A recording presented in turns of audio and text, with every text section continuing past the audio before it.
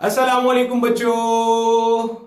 तो physical optics का lecture number 13 शुरू करने जा रहे हैं और आज हमारा टॉपिक रहेगा कॉन्सेप्ट ऑफ पोलराइजेशन। पोलराइजेशन क्या होता है, मेथड्स ऑफ पोलराइजेशन क्या होते हैं, पोलराइज और अनपोलराइज लाइट में किस चीज का डिफरेंस है, मलूज लॉ और ब्रूस्टर्स लॉ ये दोनों कौन से लॉज हैं और इससे रिलेटेड हमारा एग्जामिनर माजी में किस तरह के सवालात पूछ चुका है, वो सारे के सारे बहुत डिटेल से इस लेक्चर में हम डिस्कस कर रहे होंगे। तो हेडिंग लगा लो अपने पास, concept of polarisation. Most probably ये इस चैप्टर का आखिरी लेक्चर भी रहने वाला होगा। ठीक है, चलो मेरे बच्चे, जब हमने ये चैप्टर शुरू किया था तो बिल्कुल स्टार्ट में मैंने आपको एक थ्योरी पढ़ाई थी, हाइकिन की वेव थ्योरी ऑफ लाइट। हमने देखा था कि कैसे एक physicist by the name of हाइकिन, उन्होंने ये साबित करने की कोशिश की थी कि लाइट वेव की तरह बिहेव करती है। फिर हमने इस पूरे चैप्टर में डिफरेंट एक्सपेरिमेंट्स पढ़े, डिफरेंट एक्सपेरिमेंट्स देखे जो कि लाइट के वेव नेचर होने पर सबूत देते रहे। जैसे हमने इंटरफेरेंस ऑफ लाइट पढ़ा, हमने डायफ्रैक्शन ऑफ लाइट पढ़ा। इन सारे एक्सपेरिमेंट से ये बात साबित हुई कि लाइट क्या है, एक वेव है।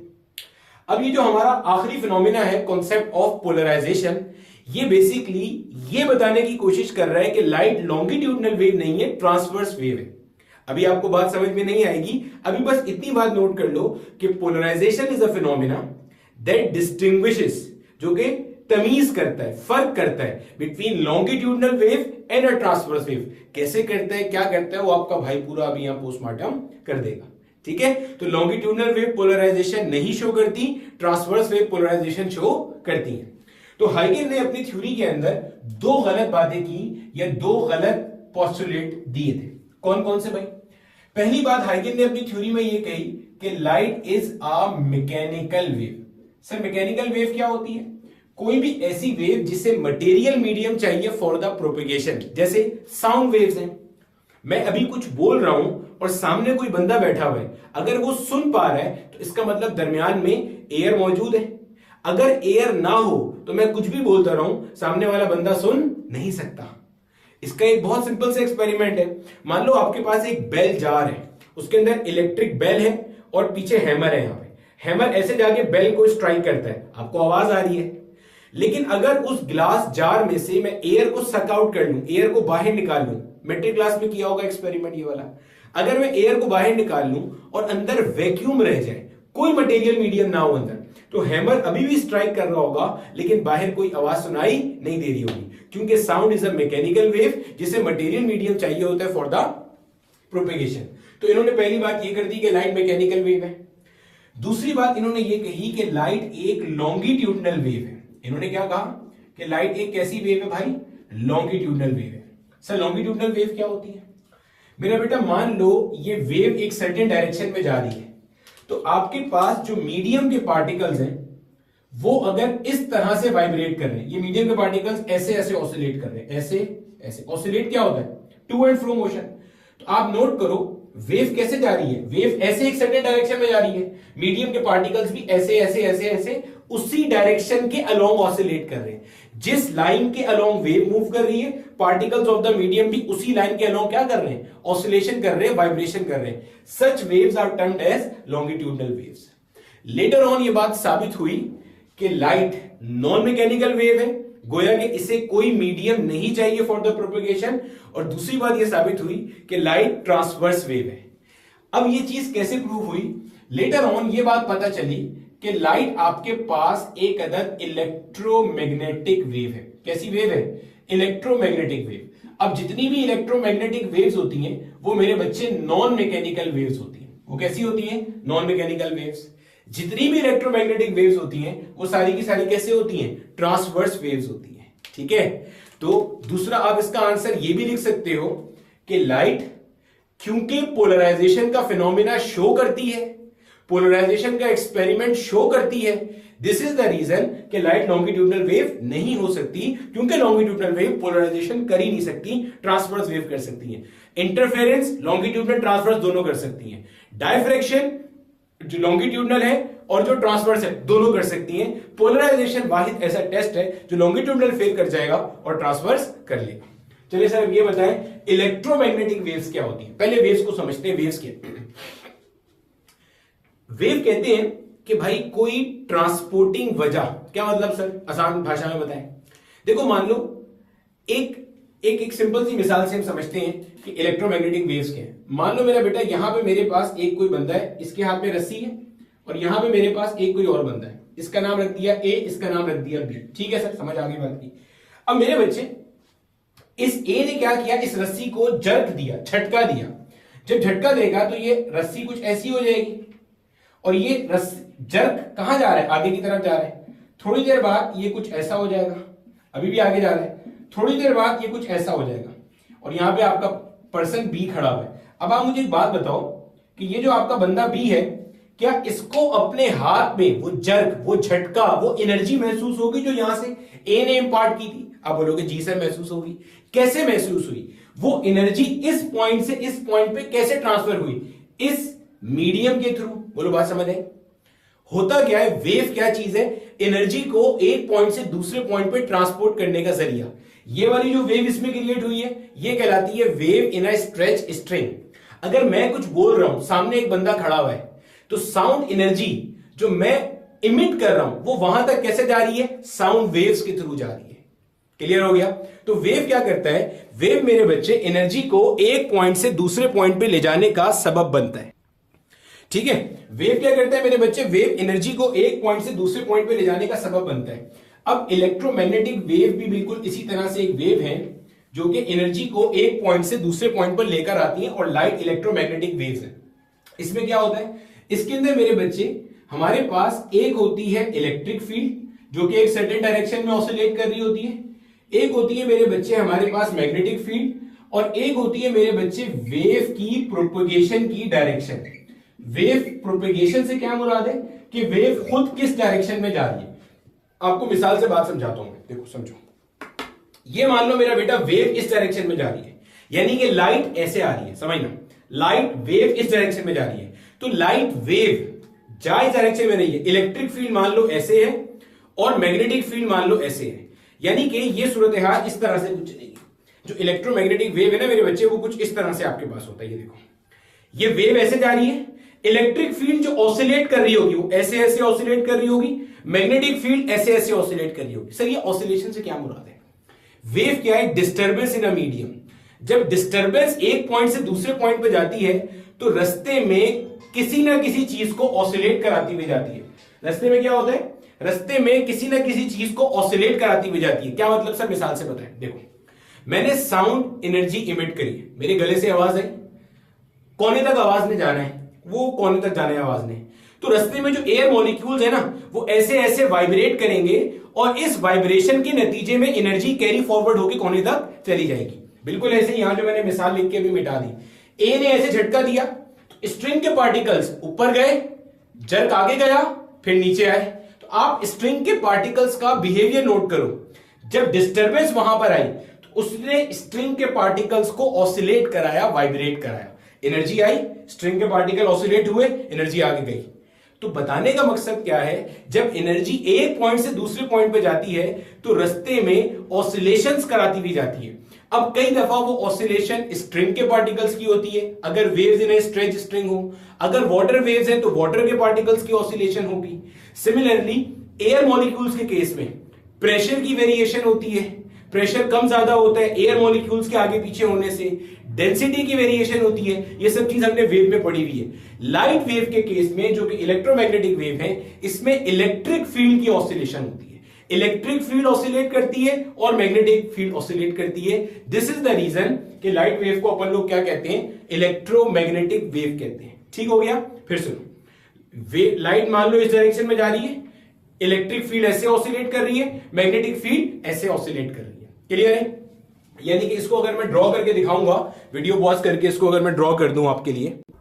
अब देखो मेरे बच्चे, ये मैंने आपके सामने जो शो किया हुआ है ना, ये वही चीजें मैं आपको समझाने की कोशिश कर रहा था। देखो फिर समझ लो, लाइट ऐसे जा रही है, इलेक्ट्रिक फील्ड ऐसे ऑसिलेट कर रही है, और आपकी जो मैग्नेटिक फील्ड है वो इस डायरेक्शन में ऑसिलेट करती चल रही है। यानी कि ये तीनों के तीनों आपस में क्या है? परपेंडिकुलर है। देखो नजर आ रहा है, इलेक्ट्रिक फील्ड ऐसे ऐसे ऑसिलेट करती जा रही है, मैग्नेटिक फील्ड ऐसे ऐसे, ये ऐसे अंदर बाहर ऐसे ऐसे ऑसिलेट करती जा रही है और लाइट खुद कहां जा रही है, इस डायरेक्शन में। अब आप देखो, अगर आपको कोई बोले मैग्नेटिक फील्ड का डायरेक्शन लाइट वेव की प्रोपेगेशन से, तो भैया लाइट ऐसे जा रही है, मैग्नेटिक फील्ड ऐसे ऑसिलेट कर रही है भाई, ऐसे ऐसे ऐसे ऐसे। क्लियर है? इलेक्ट्रिक फील्ड और मैग्नेटिक फील्ड का डायरेक्शन, तो देखो मैग्नेटिक फील्ड ऐसे ऑसिलेट कर रही है, इलेक्ट्रिक फील्ड ऐसे ऐसे ऐसे ऐसे ऐसे, मैग्नेटिक फील्ड ऐसे ऐसे। पॉइंट समझ में आ गया? ये मेरे बच्चे हमारे पास कहलाती है इलेक्ट्रोमैग्नेटिक वेव। तो इलेक्ट्रोमैग्नेटिक वेव क्या है? Transverse in nature. Transverse in nature क्यों है? क्योंकि जो ऑसिलेशन हो रही है वो वेव प्रोपेगेशन के परपेंडिकुलर है। वेव इस डायरेक्शन में जा रही है और इसके परपेंडिकुलर इलेक्ट्रिक फील्ड ऑसिलेट कर रही है, वेव प्रोपेगेशन के perpendicular magnetic field oscillate. Wave ऐसे जा रही है, मैग्नेटिक फील्ड ऐसे ऐसे 90 डिग्री का एंगल, देखो 90 डिग्री का एंगल। अरे भैया ये देखो 90 डिग्री का एंगल नजर आ रहा है, और इलेक्ट्रिक फील्ड और वेव प्रोपेगेशन में भी क्या 90 डिग्री का एंगल है। तो इसको अपन लोग कहते हैं इलेक्ट्रोमैग्नेटिक वेव्स। ठीक हो गया? अब मेरे बच्चे जहन में रखिएगा, हम लोग जो किसी भी चीज को देखते हैं, हमारी आंखों में जो sensation of vision, vision sensation मतलब देखने की सलाहियत, आपको मैं नजर आ रहा हूं, या मुझे ये मोबाइल नजर आ रहा है जिसमें वीडियो रिकॉर्ड हो रही है, या मैं ये माइक देख सकता हूं, या मैं और कोई चीज देख सकता हूं, तो मेरी आंखों में जो सेंसेशन ऑफ विजन प्रोड्यूस होती है, that is due to electric field component. किस वजह से होती है? इलेक्ट्रिक फील्ड के कंपोनेंट की वजह से होती है। इस पूरे टॉपिक में हम मैग्नेटिक फील्ड को इग्नोर कर देंगे, बिल्कुल वैसे ही जैसे आप अपने नापसंदीदा सब्जेक्ट को इग्नोर करते चल रहे होते हो। ठीक है? हम किसकी बात चलेंगे लेकर? इलेक्ट्रिक फील्ड की बात लेकर चलेंगे। ठीक हो गया? इतना हिस्सा कॉपी कर लो, आगे चलते हैं। अब देखो मेरे बच्चे, एक बात तो हमें समझ में आ गई कि हमने सिर्फ किसकी बात करनी है? इलेक्ट्रिक फील्ड की बात करनी है। अब ये मान लो आपके पास वेव की प्रोपेगेशन का डायरेक्शन है, और अगर मैं इलेक्ट्रिक फील्ड आपको शो करूं तो इलेक्ट्रिक फील्ड ऐसे ऑसिलेट कर रही थी, जो मैंने अभी बताया था। लेकिन जब हम थोड़ी देर बाद देखेंगे तो हम, मेरा बेटा, इलेक्ट्रिक फील्ड को ऐसे भी बना रहे होंगे, हम इलेक्ट्रिक फील्ड को ऐसे भी बना रहे होंगे। अब ये क्या रीजन है, जरा समझो आहिस्ता आहिस्ता, पूरा कॉन्सेप्ट अच्छे से पढ़ के जाएंगे। ठीक है? टेंशन नहीं लो। देखो, आप ये देखो कि लाइट आपके पास में जनरेट कहां से होती है। अगर आपने इस टॉपिक को पढ़ना है तो केपीके बोर्ड की जो किताब है ना, उसमें ये कॉन्सेप्ट बहुत अच्छे से डिफाइन किया हुआ है। केपीके बोर्ड की किताब में पेज नंबर 332 या 33 पे बहुत तफसील से ये कॉन्सेप्ट मौजूद है। पीडीएफ मैंने इसकी डिस्क्रिप्शन में डाली हुई, आप देख सकते हो। ठीक है? देखो मेरा बेटा, हमारे पास कोई भी जो एटम होते हैं ना, ये मान लो उसका न्यूक्लियस है, सही है? न्यूक्लियस के ऊपर प्लस चार्ज होता है। ये मेरे बच्चे, उसके सराउंडिंग में क्या है? शेल्स है। आपको सिर्फ ये बता रहा हूं कि लाइट जनरेट कैसे होती है। जब कभी भी इलेक्ट्रॉन किसी हायर एनर्जी लेवल से जंप करके आता है लोअर एनर्जी लेवल पे, बड़े एनर्जी लेवल से जंप करके आता है लोअर एनर्जी लेवल पे, तो ये मेरे बच्चे क्या करता है? ये लाइट इमिट करता है। ये क्या करता है? लाइट इमिट करता है। अब इस लाइट के अंदर जो इलेक्ट्रिक फील्ड होती है, जो इलेक्ट्रिक फील्ड होती है, वो उसी डायरेक्शन में होती है जिसके अंदर ये इलेक्ट्रॉन आया है। क्या मतलब सर, नहीं समझ में आया? मिसाल से समझते हैं। आपके पास जो न्यूक्लियस है, ये मान लो न्यूक्लियस है। अब हो सकता है कि आपको ये बात पता है ना, न्यूक्लियस के सराउंडिंग में जो शेल होते हैं वो किसी भी डायरेक्शन में हो सकते हैं। क्या मतलब सर, किसी भी डायरेक्शन से क्या मुराद है? देखो, हो सकता है न्यूक्लियस के सराउंडिंग में जो शेल हो ना, वो ऐसे हो, वर्टिकल प्लेन में हो। ये भी हो सकता है कि न्यूक्लियस के सराउंडिंग में जो शेल है ना, वो ऐसे हो। ऐसे समझ रहे हो? मतलब ऐसे से क्या मुराद है? देखो, ये न्यूक्लियस है, हो सकता है इलेक्ट्रॉन इसके ऊपर सिचुएट हो सकता है इलेक्ट्रॉन यहां हो, क्योंकि पूरा एक क्लाउड होता है ना, इलेक्ट्रॉन तो कहीं भी हो सकता है। कॉन्सेप्ट को फील करने की कोशिश करना, मैं डायरेक्टली भी बता सकता हूं लेकिन मजा नहीं आएगा। ठीक है? किताब पढ़ोगे तो समझ में भी नहीं आ रहा होगा, तो कोशिश करो कॉन्सेप्ट को फील करो। न्यूक्लियस है, उसके सराउंडिंग में अगर आपने कभी देखा हो तो ऐसे भी शेल हो सकता है, ऐसे भी शेल हो सकता है, ऐसे भी शेल हो सकता है, ऐसे भी शेल हो सकता है, किसी भी डायरेक्शन में हो सकता है। तो गोया हो सकता है इलेक्ट्रॉन यहां से जंप मार के यहां आए, हो सकता है यहां से जंप मार के यहां आए, हायर से लोअर में आ रहा है, यहां से आए, ऐसे आए, ऐसे आए, ऐसे आए, ऐसे आए, ऐसे आए, ऐसे आए। अब इलेक्ट्रॉन जिस प्लेन में जंप मारेगा, इलेक्ट्रिक फील्ड भी उसी डायरेक्शन में होगा। जैसे समझो, इलेक्ट्रॉन अगर ऐसे आया है नीचे, इलेक्ट्रॉन अगर ये वाई एक्सिस है आपका, इलेक्ट्रॉन अगर ऐसे वाई एक्सिस में हायर शेल था, वहां से लोअर शेल पे आया है, तो वो जो लाइट इमिट करेगा उसकी इलेक्ट्रिक फील्ड भी वाई एक्सिस में ऑसिलेट करेगी। इलेक्ट्रॉन अगर ऐसे हॉरिजॉन्टल प्लेन में था, यानी कि ये प्लेन था, मान लो शेल ऐसे बने हुए थे, ऐसे ऐसे, ये पहला शेल, दूसरा, तीसरा, हो सकता है ना, न्यूक्लियस के सराउंडिंग में तो क्लाउड होता है पूरा, उसमें तो शेल्स हर जगह हो सकते हैं। तो अब देखो, अगर इलेक्ट्रॉन ऐसे यहां से यहां आए, हायर से लोअर पे आए, अब देखो ये हॉरिजॉन्टल प्लेन में मूवमेंट है, ये एक्स के अलोंग मूवमेंट है। सर इसे एक्स क्यों कह रहे हैं, तो जेड एक्सिस है, आप कोई भी एक्सिस कह सकते हो, इसे समझाने के लिए मैं इसे एक्स लेके चल रहा हूं। तो अगर हॉरिजॉन्टल प्लेन में मूवमेंट है, अब यहां से जो लाइट इमिट होगी, यहां से जो लाइट इमिट होगी, इसके अंदर जो इलेक्ट्रिक फील्ड है वो ऐसे ऐसे ऐसे ऐसे ऑसिलेट कर रही होगी। फिर सुनो, फिर समझो, इसका मतलब आपके पास जो कोई भी ऑर्डिनरी लाइट होती है, जो कोई भी लाइट होती है जो सूरज से आ रही है, जो किसी बल्ब से आ रही है, कोई भी आपके पास जो लाइट है, उसके अंदर जो इलेक्ट्रिक फील्ड है वो तो हर डायरेक्शन में हो सकती है। सोच के देखो, लाइट ऐसे जा रही है, समझना, आहिस्ता आहिस्ता समझना। देखो, लाइट ऐसे आ रही है, अब मेरा सवाल यह है कि ये लाइट कहां से आ रही है, तो आप बोलोगे किसी लाइट सोर्स से आ रही है। लाइट सोर्स से लाइट इमिट कैसे होती है, उसके अंदर एटम्स होंगे, एटम के अंदर क्या होगा, इलेक्ट्रॉन होंगे, जो कि हायर एनर्जी लेवल से लोअर एनर्जी लेवल पे आ रहे होंगे, तो वही लाइट इमिट करते हैं। अब ये कैसे होता है इसकी हम बहस में नहीं जा रहे, ये इंशाल्लाह जब मैं आपको क्लास 12 पढ़ाऊंगा उसमें एटॉमिक फिजिक्स का एक पोर्शन पढ़ाऊंगा, उसमें पूरे बोहर के पोस्टुलेट और ये सारी चीजें हम पढ़ रहे होंगे, ठीक है। तो लाइट ऐसे मूव करती हुई जा रही है। अब ये लाइट आ कहां से रही है, किसी सोर्स से आ रही है, उस सोर्स में क्या होंगे, एटम्स होंगे, हर एटम के पास क्या होता है, इलेक्ट्रॉन होता है। इलेक्ट्रॉन हायर लेवल से लोअर लेवल पे आएगा तो एक्सिस एनर्जी इमिट करेगा in the form of electromagnetic wave, जो कि यहां लाइट की सूरत में आपको नजर आएगी। अब मैंने कहा कि इलेक्ट्रिक फील्ड उसी डायरेक्शन में होगी जिस प्लेन से इलेक्ट्रॉन ने ट्रांजिशन किए। अब एक एटम था, उसमें इलेक्ट्रॉन ऐसे वाई एक्सिस में ऊपर से नीचे आया, तो उसके लिए इलेक्ट्रिक फील्ड ऐसे होगी। एक एटम था, उसका इलेक्ट्रॉन यहां पे, उसका हॉरिजॉन्टल प्लेन में इलेक्ट्रॉन था जिसने ट्रांजिशन की। एक था, उसका इलेक्ट्रॉन यहां था, तो उसके लिए ऑसिलेशन ऐसी होगी, यहां वाले के लिए ऐसे होगी। एक था वो ऐसे आया, उसके लिए ऑसिलेशन ऐसी होगी। एक था वो ऐसे आया, उसके लिए ऑसिलेशन ऐसी होगी। तो एक सोर्स में कितने एटम्स हो सकते हैं, करोड़ों, अरबों, खरबों, बहुत सारे एटम्स हो सकते हैं। तो गोया के इलेक्ट्रिक फील्ड की इनफाइनाइट मेनी डायरेक्शंस पॉसिबल है। ऐसे भी होगी इलेक्ट्रिक फील्ड, ऐसे भी होगी, ऐसे भी होगी, ऐसे, मतलब हर तरफ इलेक्ट्रिक फील्ड आपके पास होगी।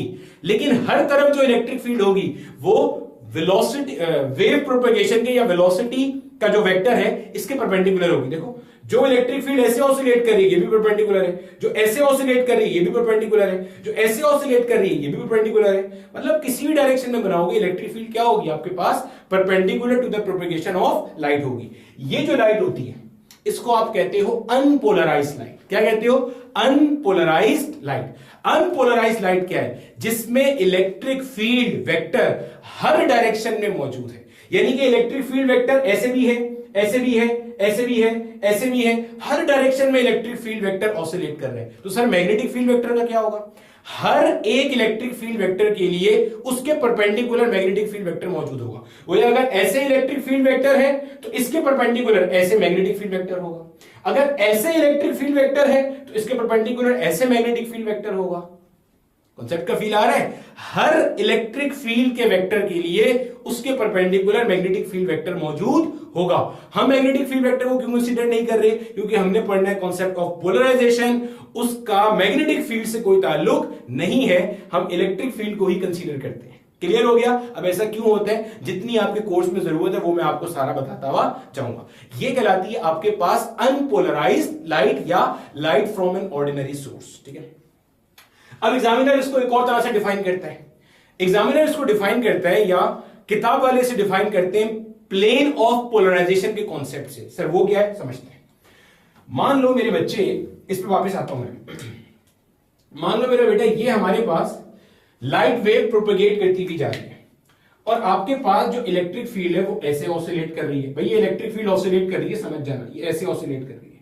सर आपने तो कहा ये हर डायरेक्शन में हो सकती है, सही, बिल्कुल हो सकती है। देखो ना, आप यहां से खड़े होकर देख रहे हो, मान लो आप यहां से देख रहे हो, लाइट आपको ऐसे सामने जाती नजर आ रही है।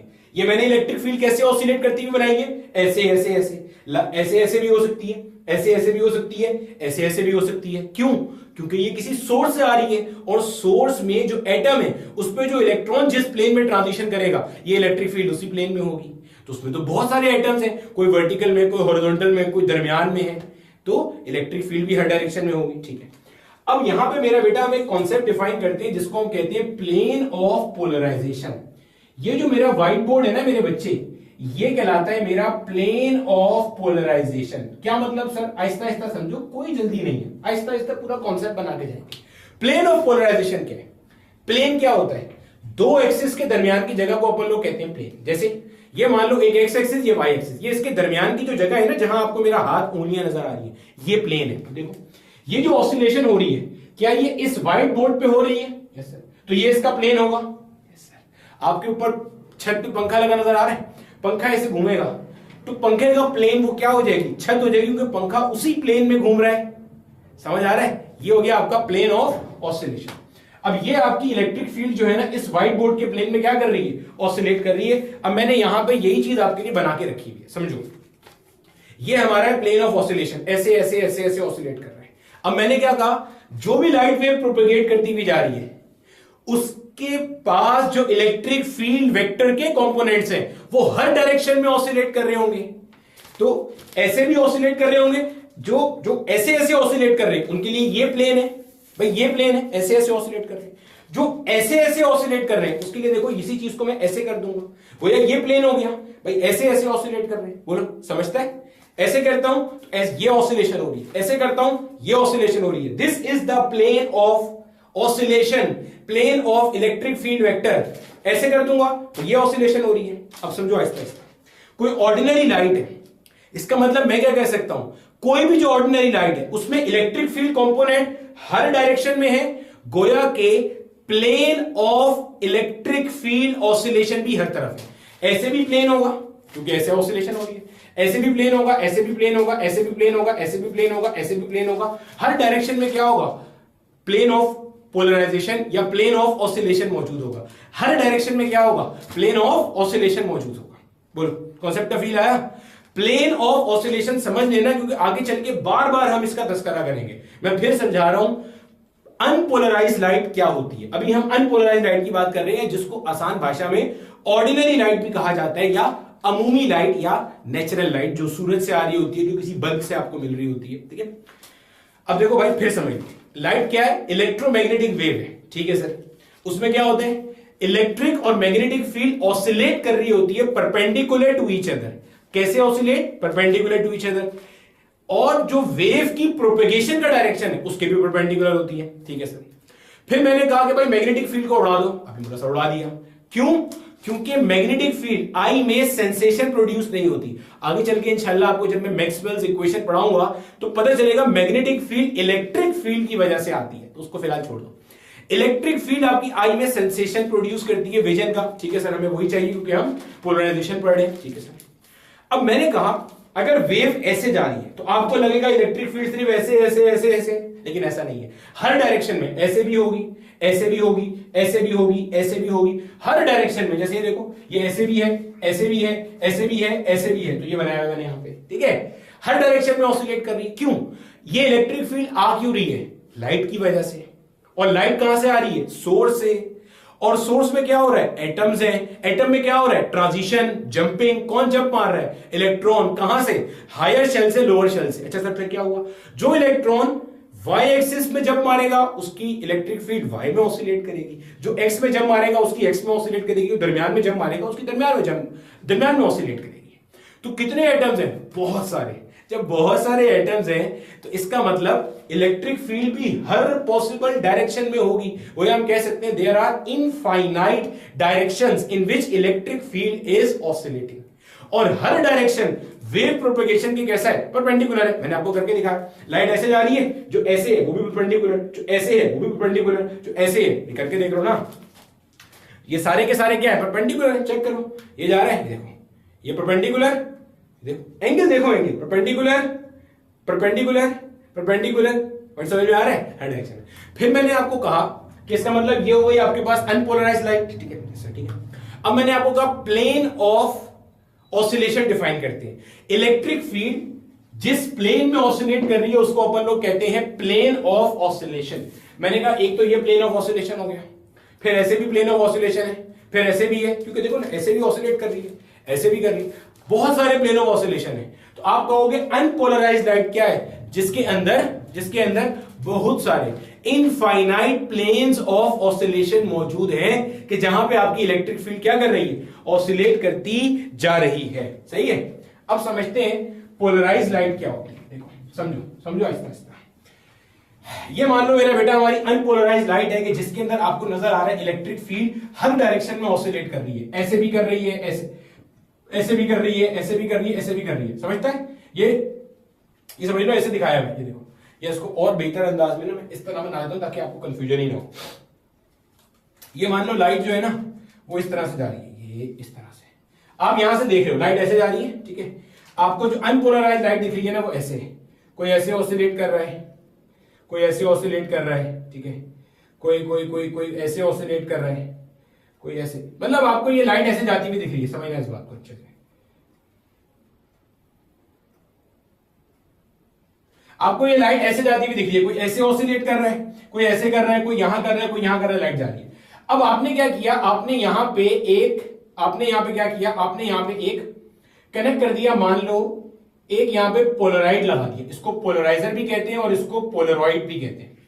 पोलराइड क्या होता है सर? वही पोलराइड जो ग्लासेस में होता है, बिल्कुल वही वाला पोलरॉइड है ये। ठीक है, लाइट की इंटेंसिटी को एडजस्ट करने का काम करता है। ये आपने लगा दिया पोलराइड। सर ये क्या होता है? आसान भाषा में ऐसे समझ लो, आपको इसका एक पास एक्सिस नजर आ रहा है। जैसे ये मान लो आपके पास एक अनपोलराइज्ड लाइट आ रही है, आपको नजर आ रहा है इलेक्ट्रिक फील्ड का जो वेक्टर है वो हर डायरेक्शन में ऑसिलेट करता जा रहा है। सही, आपने यहां पे इसको पास करा दिया एक अदद पोलराइजर से, पोलराइड से। ये क्रिस्टल होता है, जैसे क्यूनिन आयोडोसल्फेट का एक मशहूर क्रिस्टल है, क्यूनिन आयोडोसल्फेट। ये क्या करता है? ये एक डायरेक्शन में ऑसिलेशन को अलाउ करता है। जैसे देखो, इसको कहते हैं हम इसका पास एक्सिस। आप देखो इसका पास एक्सिस कैसा है, इस डायरेक्शन में इसका पास एक्सिस है। क्या कहलाता है ये कहलाता है मेरे बच्चे इसका पास एक्सिस। जो ऑसिलेशन इसकी पास एक्सिस के अलोंग होगी, देखो इनमें से ये वाली ऑसिलेशन इसके पास एक्सिस के अलोंग है, चेक करो नजर आ रहा है। ये जो ऑसिलेशन इसके पास एक्सिस के अलोंग होगी इनको अलाउ कर देगा, और बाकी सबको मेरे बच्चे ये क्या कर देगा? ब्लॉक कर देगा। बाकी सबको ब्लॉक करना तो सही टर्म नहीं है, ये क्रिस्टल उन्हें एब्जॉर्ब कर लेता है। ये बेसिकली होते क्या है? ये लॉन्ग चेन मॉलिक्यूल्स होते हैं। अब बहुत तफसील में नहीं जाएंगे, जितना कोर्स की नीड है उतना ही पड़ेगी। ये लॉन्ग चेन मॉलिक्यूल्स होते हैं। ये करते क्या है? ये करते ये हैं कि एक एक्सिस के अलोंग अलाउ कर रहे होते हैं और उसके परपेंडिकुलर ब्लॉक कर रहे होते हैं। जैसे ये इसके अलोंग अलाउ कर रहा है और इसके परपेंडिकुलर ऐसे वालों को क्या कर रहा है? ब्लॉक कर रहा है। तो अब देखो, अभी फिलहाल इतना समझो, ये अनपोलराइज्ड लाइट थी, ये इसमें से पास करी तो ऐसे वाले थे ना, उनको अलाउ कर दिया। अब सिर्फ ऐसे वाले पास हो रहे हैं। क्या मैं ये कह सकता हूं, सुनना गौर से, ये जो अनपोलराइज्ड लाइट थी इसमें इलेक्ट्रिक फील्ड का ऑसिलेशन हर पॉसिबल डायरेक्शन में था? जी सर। क्या इसमें हर पॉसिबल डायरेक्शन में है? नहीं। देखो ना, ऐसे आपने यहां पोलराइजर से पास किया तो जो ऐसे वाले ऑसिलेशन थे वो तो गुजर गए, जो ऐसे वाले थे वो ब्लॉक, ऐसे वाले ब्लॉक, ऐसे वाले ब्लॉक, सिर्फ ऐसे वाले पास हुए। बोलो समझ आए? बोलो कॉन्सेप्ट समझ में आया? अभी आपको समझाने के लिए मैंने थोड़ी सी बात गलत बोली है, लेकिन चलो कोई मसला नहीं है, समझाने के लिए इतना चलता है, आगे चल के वो मैं सही कर लूंगा। ठीक है, फिलहाल आप ऐसे समझो, इस पास एक्सिस के अलोंग जो थे ऐसे वाले वो पास हो गए, लेकिन ऐसे वाले वो सारे क्या हो गए? ब्लॉक हो गए। ये कहलाती है प्लेन पोलराइज्ड लाइट। क्या कहलाती है? Plane polarised light. Plane polarised light से क्या मुराद है कि इसके अंदर सिर्फ एक पोलराइजेशन का प्लेन है जो कि अलाउ था, बाकी के सारे प्लेन ब्लॉक हो गए। सिर्फ एक पोलराइजेशन का प्लेन अलाउ हुआ, बाकी के प्लेन्स ब्लॉक हो गए। क्या मतलब सर? प्लेन ऑफ ऑसिलेशन क्या था? फिर रिवाइज करो। ये प्लेन ऑफ ऑसिलेशन था, जी सर। ये प्लेन ऑफ ऑसिलेशन था, जी सर। भाई इलेक्ट्रिक फील्ड ऐसे थी तो इसका प्लेन ऑफ ऑसिलेशन ये था, इलेक्ट्रिक फील्ड ऐसे थी तो इसका प्लेन ऑफ ऑसिलेशन ये रहा, ऐसे। तो ये भी था, ये भी था, ये भी था, ये भी था, ये भी था। पास कौन सा हुआ? सिर्फ ये वाला पास हो गया, ये वाला ठक ब्लॉक, ये वाला ठक ब्लॉक, ये वाला, सारे ब्लॉक हो गए, सिर्फ एक अलाउ हुआ। ये कहलाती है प्लेन पोलराइज्ड लाइट। सिर्फ एक प्लेन ऑफ ऑसिलेशन को आपने अलाउ किया, बाकी के सबको आपने क्या कर दिया? ब्लॉक कर दिया। क्लियर हो गया? इतना हिस्सा छाप लो। पहले इतनी चीज मैं आपको लिखवा देता हूं, फिर आगे चलते हैं और आपको मजीद कॉन्सेप्ट बताता हूं, और जो चीज मैंने आपको गलत बताई थी उसको भी आहिस्ता आहिस्ता सही कर लेंगे। परेशान नहीं होना, कॉन्सेप्ट पूरा बना के जाएंगे। वो गलत मैंने जान के बताई थी। अब देखो मेरे बच्चे, मैंने आपके सामने जितना कुछ मैंने अभी बताया था ना, वो सारा का सारा लिख दिया ताकि आप लोगों को एक बार नोट्स में भी आ जाए और चीजें रिवाइज भी हो जाए आगे बढ़ने से पहले। देख लो भैया, वही सारी बात लिखी हुई है। पहला पॉइंट क्या है, कोई ordinary light source consist of a large number of particles atoms which emit light. और कैसे करते हैं मैंने बता दिया, इलेक्ट्रॉन जंप कर रहे हैं। And every particle emits light in different oscillation plane. जिसका इलेक्ट्रॉन वर्टिकल प्लेन में आ रहा है वो वर्टिकल प्लेन में लाइट इमिट कर रहे हैं, जिसका इलेक्ट्रॉन हॉरिजॉन्टल प्लेन में आ रहा है वो हॉरिजॉन्टल प्लेन में लाइट इमिट कर रहा है। यही बात हो गई। Hence an ordinary light has electric field vectors oscillating in all the possible planes. ये बार बार हम प्लेन किसे कह रहे हैं, जैसे एक प्लेन ये था जिसमें इलेक्ट्रिक फील्ड ऐसे ऑसिलेट कर रही है, एक प्लेन ये है जिसमें इलेक्ट्रिक फील्ड ऐसे ऑसिलेट कर रही है, एक प्लेन ये है जिसमें ऐसे ऑसिलेट कर रही है, फिर एक प्लेन मान लो कुछ इस तरह का है जिसमें ऐसे ऑसिलेट कर रहा है, और सारे वेव प्रोपेगेशन के साथ कैसे perpendicular. Hence an ordinary light has an electric field vector oscillating in all possible planes as wave propagates. Such light is called as unpolarized light. इसको अपन लोग क्या कहते हैं, अनपोलराइज्ड लाइट भी कहते हैं और ऑर्डिनरी लाइट भी कहते हैं। एग्जामिनर दोनों नाम से सवाल पूछता है। आगे कहते हैं, if we consider a light wave with only one plane of oscillation. क्या बताया, इस ऑर्डिनरी लाइट को आपने एक पोलराइजर से पास किया, एक पोलरॉइड से पास किया, और इस पोलरॉइड का एक पास एक्सिस होता है। पास एक्सिस मतलब जिसके अलोंग वाली ऑसिलेशन को ये अलाउ करेगा। जैसे ये अगर पास एक्सिस है तो ऐसी वाली लाइन पास कर जाएगी, ये पास एक्सिस है तो ऐसी वाली पास कर जाएगी, ये पास एक्सिस है तो ऐसी वाली लाइन पास कर जाएगी। तो ये मेरा बेटा आपके पास क्या कहलाता है, ये इसका कहलाता है पास एक्सिस। आपने क्या किया, आपने एक पास एक्सिस से गुजारा, एक पोलराइजर से गुजारा, एक पोलरॉइड से गुजारा। और पोलराइजर और पोलरॉइड क्या होते हैं, लॉन्ग चेन मॉलिक्यूल्स होते हैं। इनकी प्रॉपर्टी क्या होती है, कहीं खोपचे में लिख लेना। इनकी प्रॉपर्टी ये होती है कि जो ऑर्डिनरी लाइट इस पर आती है, ये सिर्फ एक एक्सिस के अलोंग जो लाइट है उसको अलाउ करते हैं, और बाकी सबको क्या करते हैं, एब्जॉर्ब करते हैं, पी जाते हैं, अलाउ नहीं करते।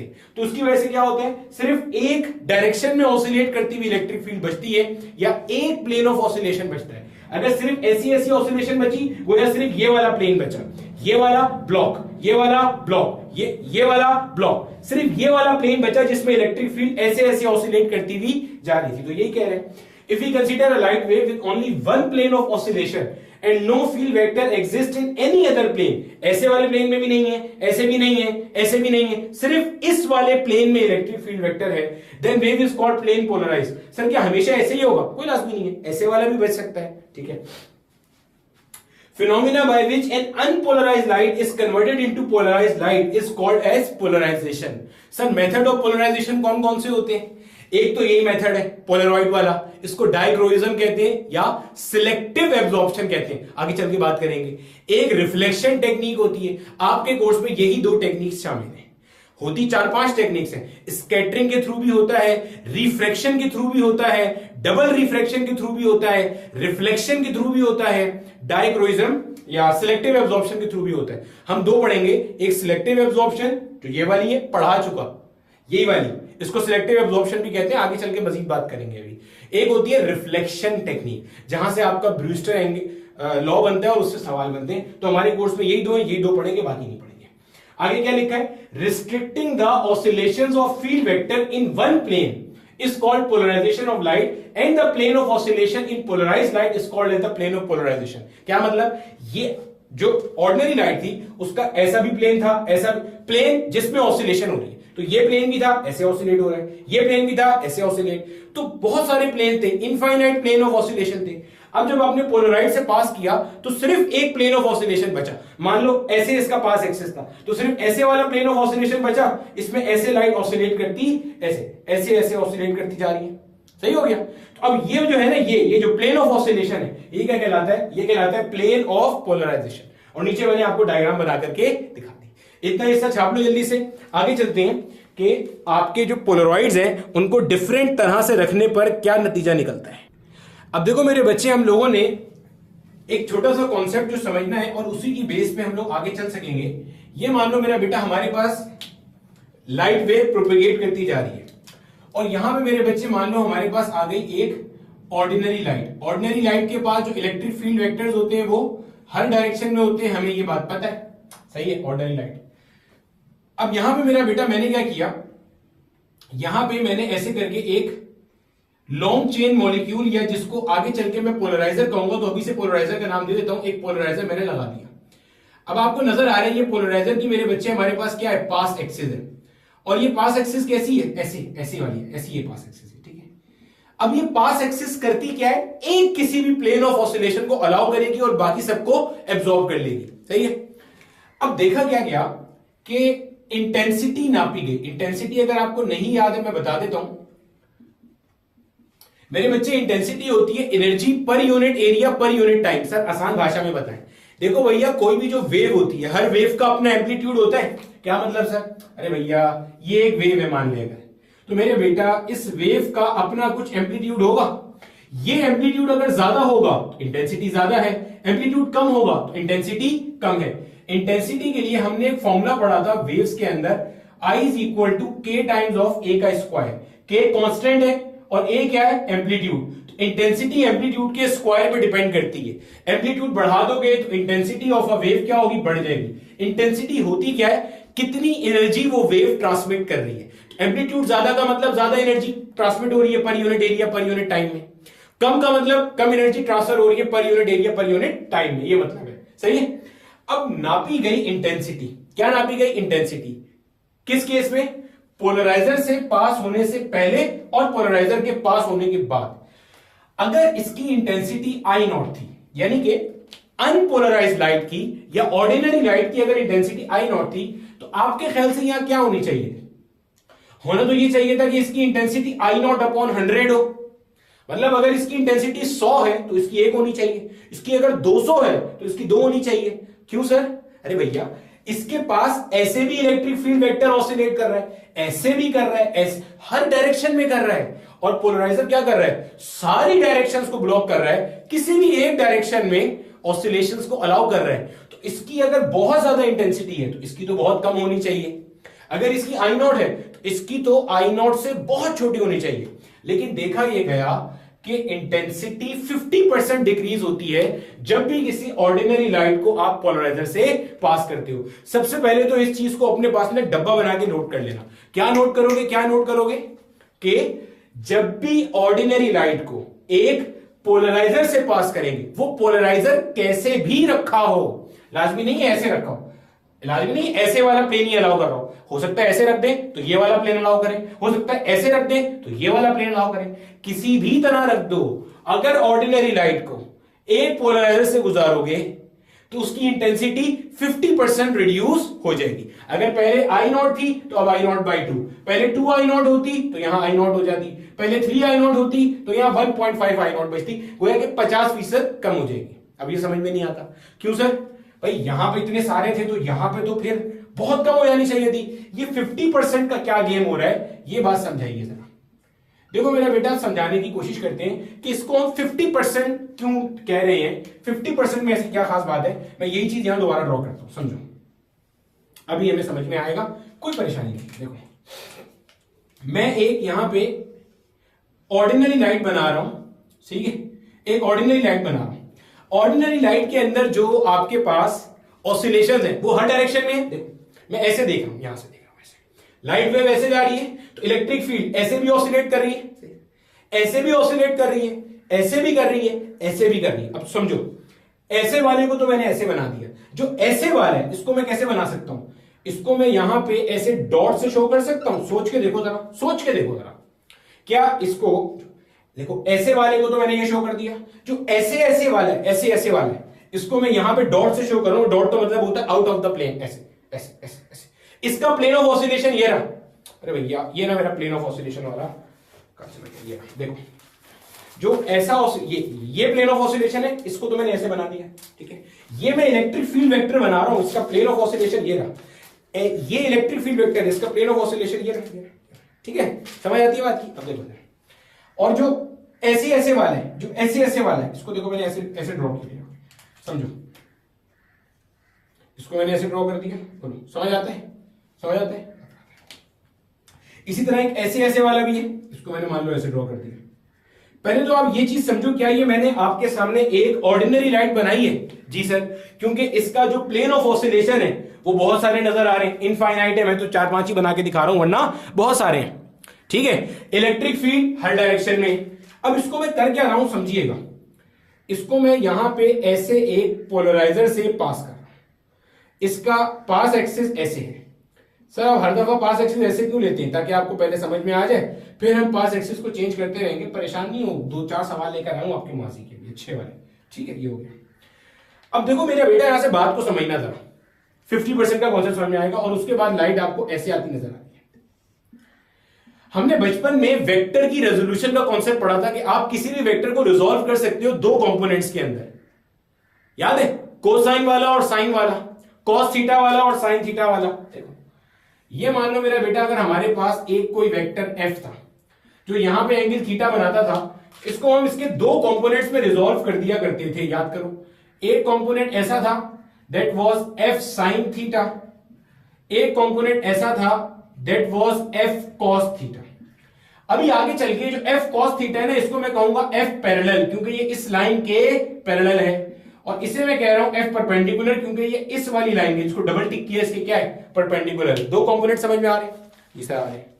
अब इंटेंसिटी और एम्पलीट्यूड, ये दोनों वेक्टर क्वांटिटीज हैं। इंटेंसिटी भी वेक्टर है और एम्पलीट्यूड भी क्या है, वेक्टर है। अब समझिएगा अच्छे से, गौर से समझना बात को। देखो एक ऐसे ऐसे ऑसिलेट कर रही है, एक ऐसे ऐसे ऑसिलेट कर रही है, बना के दिखाए, एक ऐसे ऑसिलेट कर रही है, एक ऐसे ऑसिलेट कर रही है। फिर समझो, कोई जल्दी नहीं है। देखो जो आपकी इलेक्ट्रिक फील्ड ऑसिलेट कर रही है, वो कैसे कैसे कर रही है, कॉन्सेप्ट का फील लो। ऐसे ऑसिलेट कर रही है, मतलब हर डायरेक्शन में कर रही है। मिसाल दे रहा हूं यहां पे जो बना हुआ है, ऐसे कर रही है, ऐसे कर रही है, ऐसे कर रही है, ऐसे कर रही है, और लाइन ऐसे जा रही है। ठीक है, अब आपने क्या करना है, 2 एक्सिस सिलेक्ट हो गए, एक ये एक्सिस और एक ये एक्सिस। सर ये एक्सिस किस बेस पे सिलेक्ट होंगे, आगे जो पोलराइजर लगा है उसकी बेस पे। पोलराइजर का पास एक्सिस ऐसा है, तो आप एक लोगे पोलराइजर का पास एक्सिस, एक लोगे उसके परपेंडिकुलर। तो अभी आसानी के लिए, पोलराइजर का पास एक्सिस ये वाई वाला है, तो परपेंडिकुलर कौन सा हो गया, एक्स हो गया। तो आप 2 एक्सिस मान लो, एक एक्स वाला एक वाई वाला, आहिस्ता आहिस्ता। अभी जो आपकी ऑर्डिनरी लाइट है, ये ऐसे जा रही है ऑर्डिनरी लाइट। ठीक है, ऑर्डिनरी लाइट ऐसे जा रही है, इसमें इलेक्ट्रिक फील्ड कैसे ऑसिलेट कर रही है, ऐसे ऑसिलेट कर रही है, ऐसे ऑसिलेट कर रही है, ऐसे ऑसिलेट कर रही है, ऐसे ऑसिलेट कर रही है। आपका आगे जो पोलराइजर लगा है उसका पास एक्सिस ऐसे वाला है, यानी कि ऐसे वालों को अलाउ करेगा और इनके अलावा सबको क्या करेगा, ये ब्लॉक कर देगा। सही है। अब जो देखो, जो ऐसे वाला है, ये वाला है जो बिल्कुल वाई के अंदर है, इसका अगर मैं पूछूं एक्स कंपोनेंट कितना है, तो वो 0 होगा। क्यों? क्योंकि जो बिल्कुल ऐसा वाला है, इसका एक्स से एंगल कितना बन रहा है, 90 डिग्री, और एक्स कंपोनेंट जो होता है वो कोसाइन वाला होता है। अभी पढ़ा था ना, एफ पैरेलल बराबर होता है किसके, एफ कॉस थीटा के, और थीटा यहां पे एक्स से बनने वाला एंगल है। देखो इसका एक्स एक्सिस से एंगल कितना है, 90 डिग्री, तो यानी कि इसका एक्स पे कोई कंपोनेंट नहीं है, तो ये तो पूरा का पूरा पास कर गया।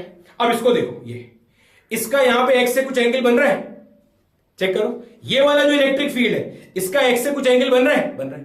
गोया इसे आप रिजॉल्व कर सकते हो, इसका एक कॉस थीटा वाला कंपोनेंट होगा, एक ऐसे साइन थीटा वाला कंपोनेंट होगा, एक कॉस थीटा वाला होगा, एक साइन थीटा वाला, एक कॉस थीटा वाला, एक साइन थीटा वाला। इससे पहले वाला जो वाई वाला था, इसका सारा का सारा साइन थीटा पे ही था। क्यों? वाई के अराउंड था, इसका कॉस वाला कंपोनेंट 0 था। कॉस वाला मतलब ऐसे एक्स के पैरेलल, साइन मतलब ऐसे वाई के पैरेलल। ये एक्स और वाई हमने आसानी के लिए लिए, अभी के लिए परेशान नहीं हो जाना इससे। ठीक है, देखो एक्स के जो वाई, जो सारी की सारी इलेक्ट्रिक फील्ड वाई के अराउंड थी, इसका एक्स वाला कंपोनेंट 0, वाई वाला कंपोनेंट सारा पास कर गया। जो ऐसी इलेक्ट्रिक फील्ड है, इसका एक एक्स कंपोनेंट होगा, एक वाई कंपोनेंट, एक कॉस वाला, एक साइन वाला। जो सामने पोलराइजर लगा है उसके पास ये पास एक्सिस है। गोया जब ये इलेक्ट्रिक फील्ड 2 उसमें रिजॉल्व होगी, क्योंकि इलेक्ट्रिक फील्ड वेक्टर है, इलेक्ट्रिक फील्ड वेक्टर है, 2 कंपोनेंट में रिजॉल्व होगा, एक्स वाला, वाई वाला। एक्स वाला जाके ब्लॉक हो जाएगा, इसका वाई कंपोनेंट पास हो जाएगा। फिर देखो, जो ऐसी वाली इलेक्ट्रिक फील्ड है, इसके भी 2 कंपोनेंट बनेंगे, क्योंकि यहां पे थीटा बना रहा है कुछ, एक एक्स कंपोनेंट, एक वाई कंपोनेंट। एक्स वाला कंपोनेंट जाके ब्लॉक हो जाएगा और वाई वाला कंपोनेंट जाके सीधा पास हो जाएगा। गोया जितने इनफाइनाइट डायरेक्शंस हैं, सारे के सारे इनफाइनाइट डायरेक्शंस का ये वाला कंपोनेंट पास हो जाएगा और ये वाला कंपोनेंट ब्लॉक हो जाएगा। समझ आई? फिर समझो, मैंने क्या बोला था।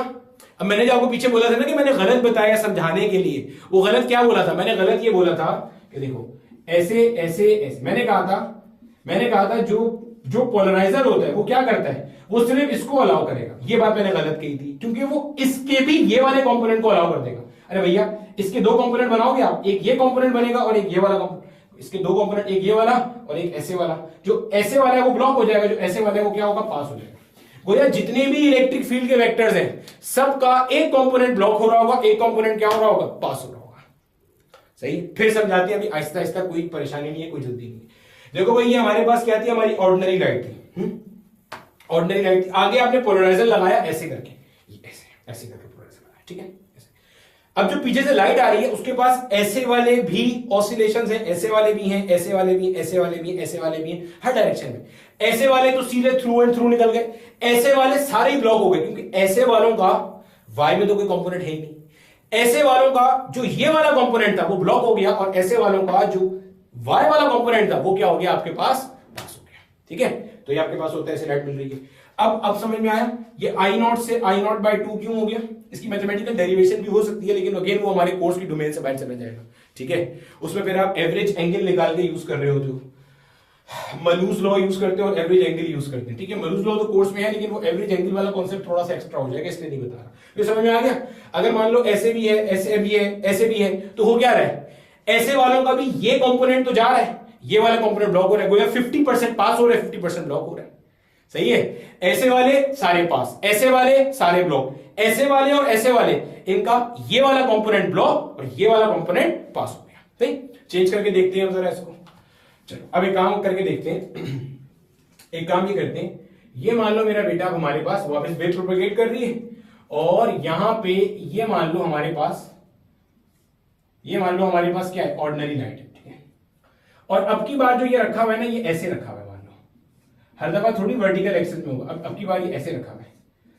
समझना, फील करना कॉन्सेप्ट को कि हो क्या रहा है, ठीक है। और यहां पे मैंने डॉट भी बनाया। ये डॉट क्या शो कर रहा है, ये चीज समझ में आना बहुत जरूरी है। ऐसे ऑसिलेशन, ऐसे ऑसिलेशन, ऐसे और ऐसे, ये वाली ऑसिलेशन को डॉट शो कर रहा है।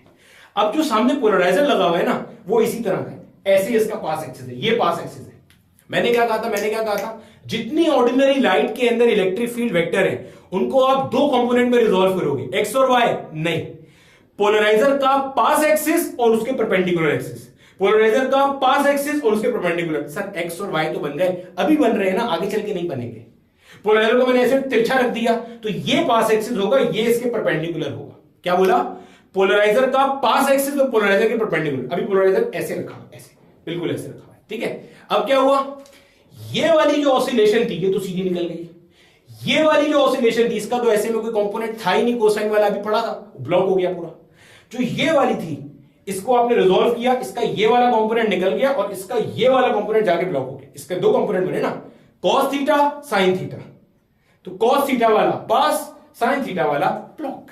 इसका ये कंपोनेंट पास हो गया, ये कंपोनेंट ब्लॉक हो गया, तो 50% लाइट पास हो जाएगी। और जब मैं इसको आगे शो करूंगा ना, तो गौर से समझना इसको मैं शो कैसे कर रहा हूं, अब आपको फील आना चाहिए। देखो समझो, इसको मैं शो कैसे कर रहा हूं, इसको मैं शो कर रहा हूं ऐसे, देखो ऐसे ऐसे क्यों शो कर रहा हूं, ये वाली ऑसिलेशन सारी की सारी पास हुई है, इनका भी ये कंपोनेंट पास हुआ है, इसका भी ये कंपोनेंट पास हुआ है। तो इसका प्लेन ऑफ ऑसिलेशन कौन सा अलाउ हुआ है अगर बोला जाए तो ये वाला प्लेन ऑफ ऑसिलेशन पास हो गया, क्योंकि देखो पोलराइजर भी ऐसा था, ये प्लेन ऑफ ऑसिलेशन क्या हो गया, पास हो गया। ये कहलाता है प्लेन ऑफ पोलराइजेशन। एक और तरह से समझ ले भाई, इसी तरह समझ। अब ना ऐसे रखेंगे ना ऐसे रखेंगे, एक और तरह से रख लेते हैं भैया। चलो देखो,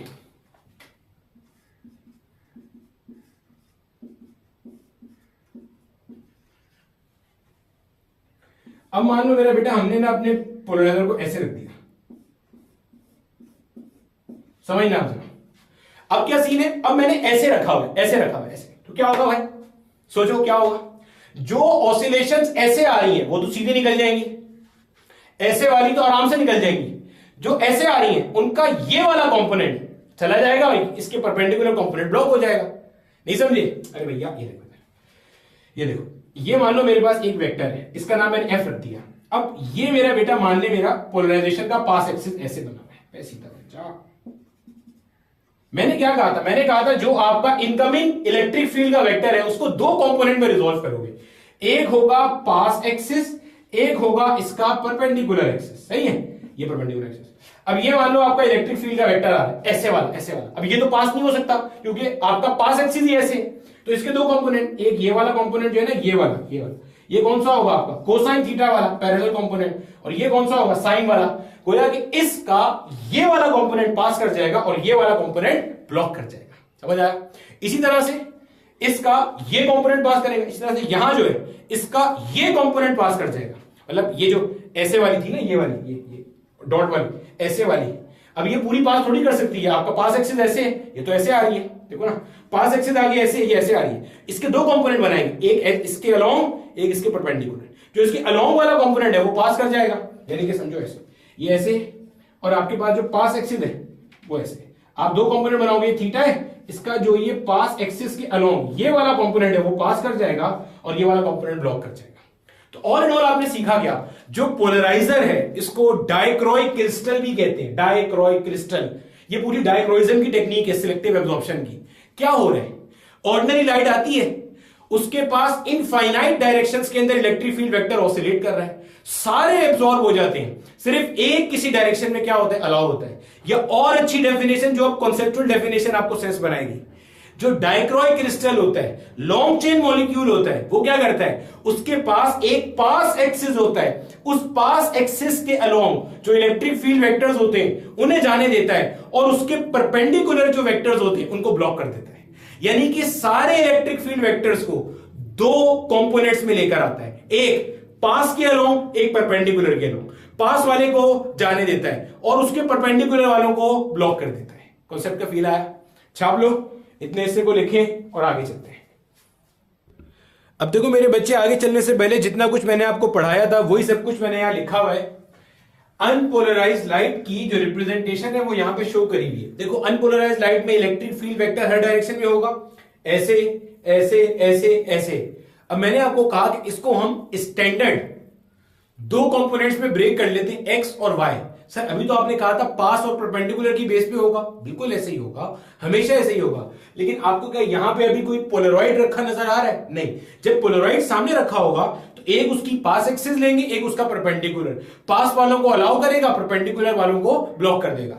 लेकिन जब नहीं है तो कौन से दो स्टैंडर्ड कंपोनेंट्स, एक्स और वाई। अब देखो ये इलेक्ट्रिक फील्ड जो ऑसिलेशन है ये कौन सी है, वाई वाली, ये एक्स वाली। सर इसको क्या हुआ, इसके भी दो कंपोनेंट बना लिए, इसका एक ये कंपोनेंट, इसका एक ये कंपोनेंट। तो देखो ये वाले कंपोनेंट हो गए और ये डॉट नजर आ रहे हैं, डॉट का मतलब ये अनपोलराइज्ड लाइट की जर्नल रिप्रेजेंटेशन है, ये वाले कंपोनेंट और ये वाले कंपोनेंट। इससे परेशान नहीं होना कि ये वाले कहां गए, इसका एक कंपोनेंट ये रहा, इसका एक कंपोनेंट ये रहा। Extremely sorry. Unpolarised light, plane polarised light कैसे होती है, अब ये जा रही है मान लो, अब सामने ऐसा पोलराइड है जिसका जो पास एक्सिस है वो ऐसे y के अलोंग है, तो सिर्फ y वाली अलाउ हो जाएगी और ये वाली सारी ब्लॉक हो जाएगी, तो ये y वाली अलाउ होगी। ठीक है, ये क्या लिखा है बताता हूं। फिर अगर सामने इसी पोलराइड को मैंने ऐसे पलट के रख दिया, यानी कि ऐसे कर दिया, अब उसका पास एक्सिस ऐसे वाला हो गया, यानी कि ऐसे ऐसे ऐसे ऐसे वालों को अलाउ कर रहे हैं, तो ये वाले सारे के सारे पास हो जाएंगे और ये वाले क्या होंगे, ब्लॉक हो जाएंगे। इसका ये कंपोनेंट पास हो जाएगा और इसका ये कंपोनेंट ब्लॉक हो जाएगा, तो ये बना दिया। अब देखो समझो जरा, ये जो प्लेन अलाउ कर रहा है, जो पास एक्सिस है, पास एक्सिस से जो प्लेन पास हो रहा है उसे क्या कहते हैं, प्लेन ऑफ पोलराइजेशन। ठीक है, पास एक्सिस का प्लेन भी कहते हैं इसे कभी कभार, प्लेन ऑफ द पोलराइजर भी कहते हैं इसे कभी कभार। जब ऐसे वाले पास हो रहे थे, यानी कि ऐसे वाली ऑसिलेशंस पास होनी थी, तो ऐसी वाली ऑसिलेशंस के लिए ये प्लेन है ना, ये है प्लेन, नहीं समझे। अगर ऐसी वाली ऑसिलेशंस पास हो रही है, यानी कि मेरा जो पोलराइजर है उसका पास एक्सिस ऐसा है और ऐसी वाली ऑसिलेशंस पास हो रही है, तो ये प्लेन होगा उसका, plane of oscillation, plane of polarisation या प्लेन ऑफ पोलराइजर ये होगा। तो देखो जो यहां पे ये है, तो बोर्ड इसका प्लेन ऑफ ऑसिलेशन, यानी कि बोर्ड पे बना हुआ है, यानी कि ये था ना, ये इसका प्लेन है, तो इसको ऐसे छाप दो, ये मेरा बोर्ड क्या है, यहां पे इसका प्लेन ऑफ ऑसिलेशन है। और जब मैंने इस पोलराइड को ऐसे घुमा के रख दिया, अब यहां पे ऐसे ऐसी वाली ऑसिलेशंस पास हो रही हैं, तो देखो ऐसी वाली ऑसिलेशन पास हो रही है, वो इसी चीज का ये प्लेन ऑफ ऑसिलेशन है, ऐसे वाले पास हो रहे हैं, ये है प्लेन ऑफ ऑसिलेशन। और ये जो प्लेन ऑफ ऑसिलेशन है, ये देखो बोर्ड के साथ कैसा है, परपेंडिकुलर है। तो जो प्लेन ऑफ ऑसिलेशन है, this is perpendicular to the board, इसके अंदर। ठीक है, एक बार माजी में ये लिख के इसने प्लेन ऑफ ऑसिलेशन का सवाल भी पूछा था कि पेपर के साथ कैसे, अभी पेपर पे बना होगा, तो इस केस में प्लेन ऑफ ऑसिलेशन, क्योंकि इसका प्लेन ऐसा है और ये पेपर पे ऐसे छपा हुआ है, तो इसका जो प्लेन है, प्लेन ऑफ ऑसिलेशन जो पास एक्सिस का है, वो परपेंडिकुलर टू द पेपर है, और इस केस में पेपर ही इसका क्या है, प्लेन ऑफ ऑसिलेशन हैगा। ठीक है, हाथ गलत कर गया भाई आज तो। अब देखो आगे वही बात लिखी हुई है, सम मिनरल क्रिस्टल्स जैसे क्विनिन आयोडोसल्फेट एक मिसाल है, टॉर्मेलिन एक मिसाल है, बहुत सारे होते हैं। Some mineral crystals long chain molecule जो होते हैं absorb oscillations of field vector of light in a specific direction and allow the field vector in a direction normal to the absorbed component। तो मैंने भी तो यही बात की थी, मैंने क्या कहा था, जो पोलरॉइड्स हैं इसके दो कंपोनेंट्स होते हैं, एक पास वाला, एक उसके परपेंडिकुलर ब्लॉक वाला। तो जितनी भी लाइट आ रही होती है, जितने भी फील्ड वेक्टर जिस भी डायरेक्शन में ऑसिलेट करते हुए आ रहे होते हैं, वो उसको दो कंपोनेंट्स में रिजॉल्व करता है, एक पास एक परपेंडिकुलर। अगर पास ऐसा है परपेंडिकुलर ऐसा, पास ऐसा है परपेंडिकुलर ऐसा, पास ऐसा है परपेंडिकुलर ऐसा, तो पास वाले को अलाउ करेगा, परपेंडिकुलर वाले को ब्लॉक करेगा। तो some mineral crystals absorb oscillations of field vector of light in a specific direction and allow the field vector in a direction normal, normal मतलब perpendicular to the absorb component, यानी कि जो block है उसके या जो एब्जॉर्ब हुए उसके परपेंडिकुलर वालों को वो अलाउ कर देगा।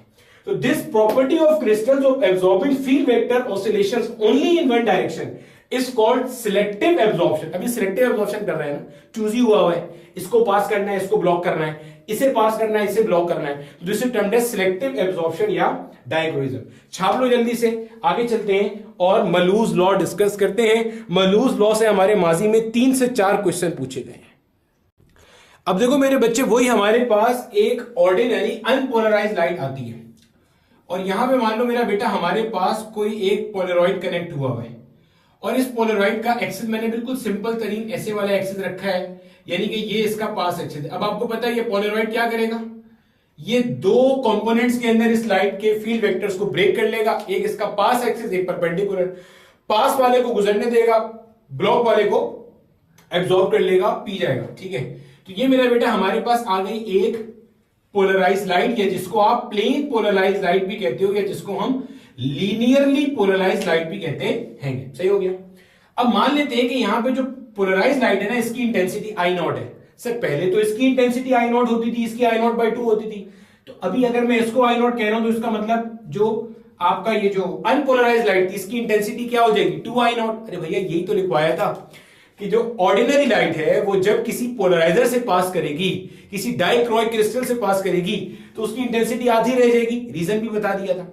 यहां पे मेरा बेटा इस पूरी कार्रवाई के अंदर ये कहला रहा है अपने पास पोलराइजर। क्या कहला रहा है ये अपने पास, ये कहला रहा है पोलराइजर, या इसको पोलरॉइड भी कहते हैं। ठीक है, और ये जो एक्सिस है ना जिससे ये पास होके जा रहे हैं, ये कहलाता है प्लेन ऑफ पोलराइजर। क्या कहलाता है, पास एक्सिस ऑफ पोलराइजर या प्लेन ऑफ पोलराइजर, एक ही बात है, कुछ भी कह दो, पास एक्सिस ऑफ पोलराइजर या प्लेन ऑफ पोलराइजर। ठीक है, ठीक हो गया।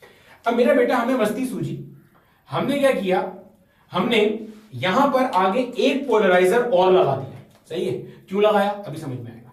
हमने एक पोलराइजर और लगा दिया। सर ये क्या चीज है, भाई ये भी पोलराइजर है, इसमें कोई चेंजिंग है? नहीं, कोई चेंजिंग नहीं है, सेम पोलराइजर है, बस फर्क ये है इसको अब हम कहेंगे एनालाइजर। क्यों सर एनालाइजर क्यों कह रहे हैं, ताकि डिस्टिंग्विश किया जा सके। पहले वाले को पोलराइड कहेंगे, दूसरे वाले को एनालाइजर कहेंगे, हैं दोनों एक ही चीज। इसको उठा के यहां रख दो, इसको यहां रख दो, कोई फर्क नहीं पड़ता। बस जो पहला वाला होता है उसको पोलराइजर कहते हैं और दूसरे वाले को एनालाइजर कहते हैं, क्योंकि आप यहां पे जो लाइट निकलेगी उसकी इंटेंसिटी एनालाइज करोगे। अगर मान लो इसको मैं इस तरह से रखता हूं, कैसे रखा है मैंने ये समझो, नजर ही आ रहा है आपको। ये पहले वाले का पास एक्सिस था, ये दूसरे वाले का पास एक्सिस है। समझना समझना आहिस्ता आहिस्ता। अभी मैंने कैसे रखा है, अभी मैंने ऐसे रखा है, ये पहले का पास एक्सिस है, ये दूसरे का पास एक्सिस है, यानी कि ये दोनों के पास एक्सिस के दरमियान में कोई एंगल नहीं है। ये प्लेन ऑफ पोलराइजर है, ये प्लेन ऑफ एनालाइजर है, दोनों के प्लेन एक सीध में है, यानी कि दरमियान में कोई एंगल नहीं है। हाँ, अगर मैं इस वाले को थोड़ा सा टेढ़ा करके रखता, ऐसे रख देता, ये यानी कि एनालाइजर का एक्सिस ऐसे और जो पोलराइजर था उसका एक्सिस ऐसे, तो दरमियान में एंगल बन जाता। अभी नहीं है एंगल, अभी मैंने सीधा रखा है, तो क्या होगा, जो लाइट यहां से निकल के आएगी वो सीधा सीधा सीधा सीधा यहां से भी क्या करेगी, पास करती हुई चली जाएगी। कोई दिक्कत ही नहीं होगी भाई, कोई मसला नहीं होगा।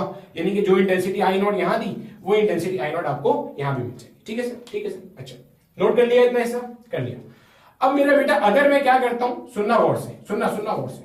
अगर मैं यहां पे एनालाइजर को ऐसे रख देता, कैसे, ऐसे, यानी कि अब ना कॉन्सेप्ट को जरा फील करो। मैंने अब एनालाइजर को कैसे रख दिया, मैंने अब एनालाइजर को मेरे बच्चे ऐसे रख दिया, ऐसे कैसे, देखो समझो समझो, आहिस्ता आहिस्ता समझो। ये मेरा पास एक्सिस था पोलराइजर का, एनालाइजर का पास एक्सिस ऐसे, पहले ऐसे था ना, पूरा ऐसे कर दिया। पोलराइजर और एनालाइजर 90 डिग्री पे इंक्लाइन कर दिए। अब क्या होगा सोचो, पीछे जो ऑर्डिनरी लाइट थी, ऑर्डिनरी लाइट जब आई थी, ऑर्डिनरी लाइट के पास ऐसा ऐसा ऐसा ऐसा हर तरह का इलेक्ट्रिक फील्ड वेक्टर कंपोनेंट था। इसने सबको ब्लॉक किया, सबका सिर्फ ये वाला, इसका ये वाला, इसका ये वाला, इसका, यानी कि ये वाला कंपोनेंट अलाउ किया। अब जो इस पोलराइजर के बाद लाइट आई है, इसके पास सिर्फ ये वाला कंपोनेंट है, क्योंकि मेरे पीछे पोलराइजर का पास एक्सिस यही था। अब जब मैंने आगे अपने एनालाइजर को ऐसे रख दिया तो सारी लाइट ब्लॉक हो जाएगी, गोया मुझे आगे कोई लाइट नहीं मिल रही होगी, यानी कि यहां पे मेरे पास जीरो इंटेंसिटी की लाइट होगी। कॉन्सेप्ट फील आ रहा है? जब मैंने एनालाइजर को ऐसे रखा था और मेरा पोलराइजर ऐसे था, सारी लाइट यहां से गुजरी, वही आगे का भी पास एक्सिस था, वहां से भी गुजर गई। अब जैसे जैसे मैं इसे गिराता जा रहा हूं तो मेरी इंटेंसिटी क्या हो रही है, कम होती जा रही है, कम होती जा रही है। जब बिल्कुल परपेंडिकुलर कर दिया तो पास एक्सिस ऑफ पोलराइजर से जो लाइट आई थी वो सारी की सारी ऐसे थी, और एनालाइजर को ऐसे कर दिया, अब कोई लाइट अगेन पास नहीं होगी। सही है? अब देखते हैं इसको किसी रैंडम एंगल पे रख के देखते हैं कि रैंडम एंगल पे रखने से क्या होगा। इसको किसी रैंडम एंगल पे रख के देखते हैं। देखो, मान लो अब की बार मैंने क्या किया, अब की बार मैंने इसको ऐसे रखा, अब की बार मैंने इसको ऐसे रखा, ये ऐसे रख दिया, यानी कि ये मेरा बेटा अब इसका पास एक्सिस है, समझना। ये सारा का सारा फील करने के लिए है टॉपिक, और कुछ भी नहीं है। देखो समझो, अब की बार मेरा बेटा इसको मैंने रखा है ऐसे, कैसे सर, फील कराएगा? देखो समझो, ये मान लो मेरा प्लेन ऑफ पोलराइजर है, पास एक्सिस ऑफ पोलराइजर है, एनालाइजर को ऐसे रखा हुआ है। अब आप बताओ क्या ये लाइट इसमें से पास करेगी? सारी नहीं करेगी, कुछ ना कुछ करेगी। कैसे सर, क्यों सर? मैंने क्या कहा था, जो भी लाइट आती है पोलराइजर पे, ये भी तो एक पोलराइजर ही है, जो भी लाइट पोलराइजर पे आती है, इसके दो कंपोनेंट बनाओ, एक इसके पैरेलल, एक इसके परपेंडिकुलर। पैरेलल वाला कंपोनेंट पास हो जाएगा, परपेंडिकुलर वाला कंपोनेंट ब्लॉक हो जाएगा। समझो समझो समझो समझो, यहां पे देखो, यहां पे मान लो कि ये मेरा बेटा हमारे पास है, let's say this is the pass axis of the analyser. क्या है ये? This is the pass axis of the analyser. इसको plane of transmission of analyser भी कहते हैं। क्यों सर? देखो ना, अबे ये प्लेन होगा ना तभी तो ऐसे वाली ऑसिलेशन पास होगी। नहीं समझे? प्लेन क्या होता है? जिसमें ऑसिलेशन होती है। तो अगर ऐसी वाली ऑसिलेशन पास हो रही है, अगर ऐसी वाली ऑसिलेशन एनालाइजर पास हो रही है, इसका मतलब ये प्लेन हो गया ना, तो इसे क्या कहेंगे? This is the plane of transmission of the analyser. और ये क्या है? Plane of transmission of polariser. इस केस के अंदर सही। अब ठीक हो गया। अब देखो, इसको मैं रिजॉल्व कर रहा हूं। मैं मान लेता हूं कि ये जो इलेक्ट्रिक फील्ड वेक्टर है, इसका एम्पलीट्यूड क्या है? ए है।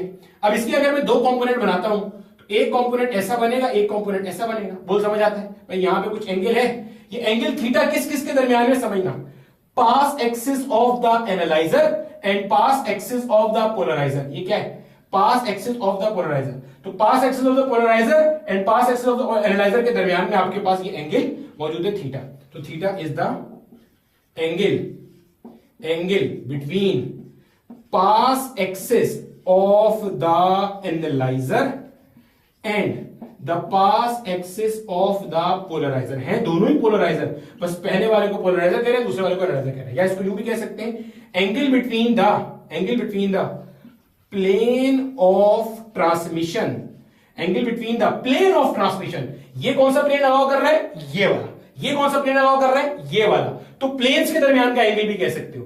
Plane of transmission of analyser, plane of transmission of analyser and polariser, ये भी कह सकते हैं इसको। ठीक है एंगल। अब देखो, इसके दो कंपोनेंट बन गए, a cos theta, a sine theta. अब ए साइन थीटा ब्लॉक, ए कॉस थीटा पास। फिर समझो, लाइट ऐसे आ रही थी, इसका जो एनालाइजर का आपने पास एक्सिस है वो ऐसे रखा हुआ है, जो प्लेन ऑफ ट्रांसमिशन ऐसे रखा हुआ है।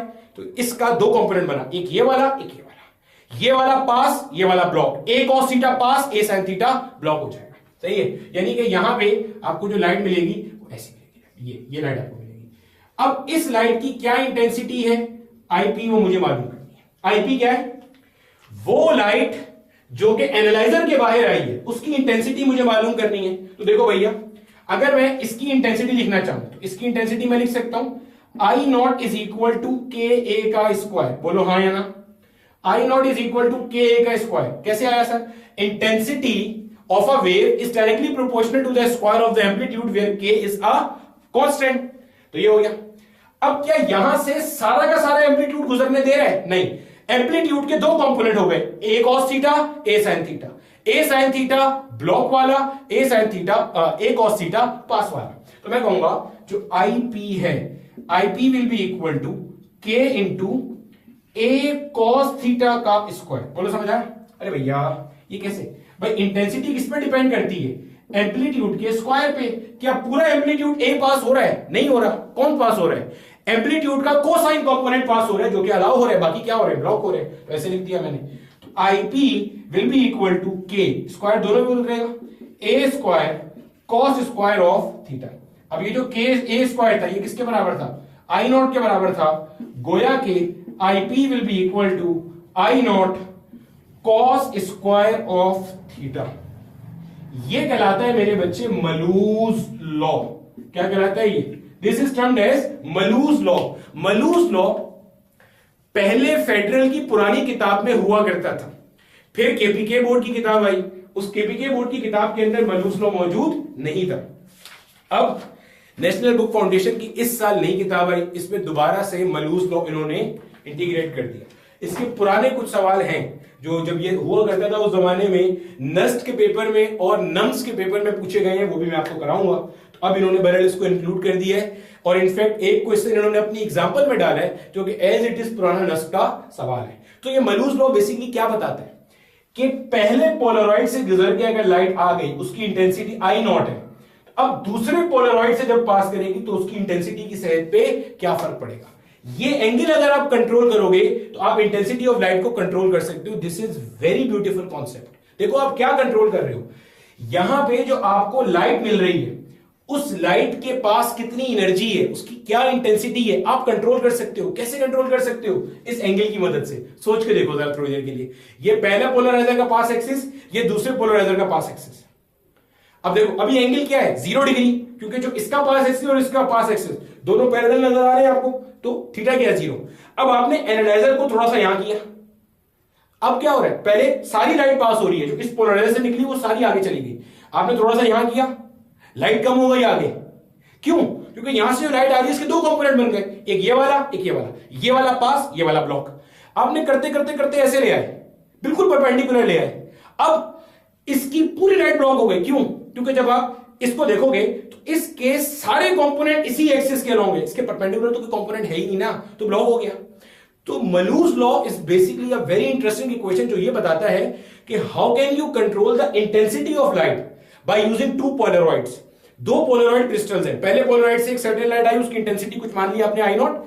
अब दूसरे पोलराइड से गुजर के आप कितनी इंटेंसिटी ऑफ लाइट आउटपुट पे चाह रहे हो वो आप कंट्रोल कर सकते हो यहां से।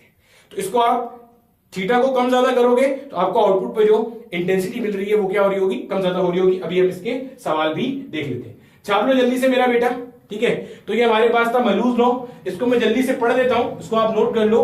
When an unpolarised light is incident on a polariser, the light transmitted through the polariser is linearly polarised, and if this polarised light again incident on an analyser, जो कि अनदर पोलराइजर है, the transmitted intensity varies with the angle between the transmission axis of the polarizer and analyzer।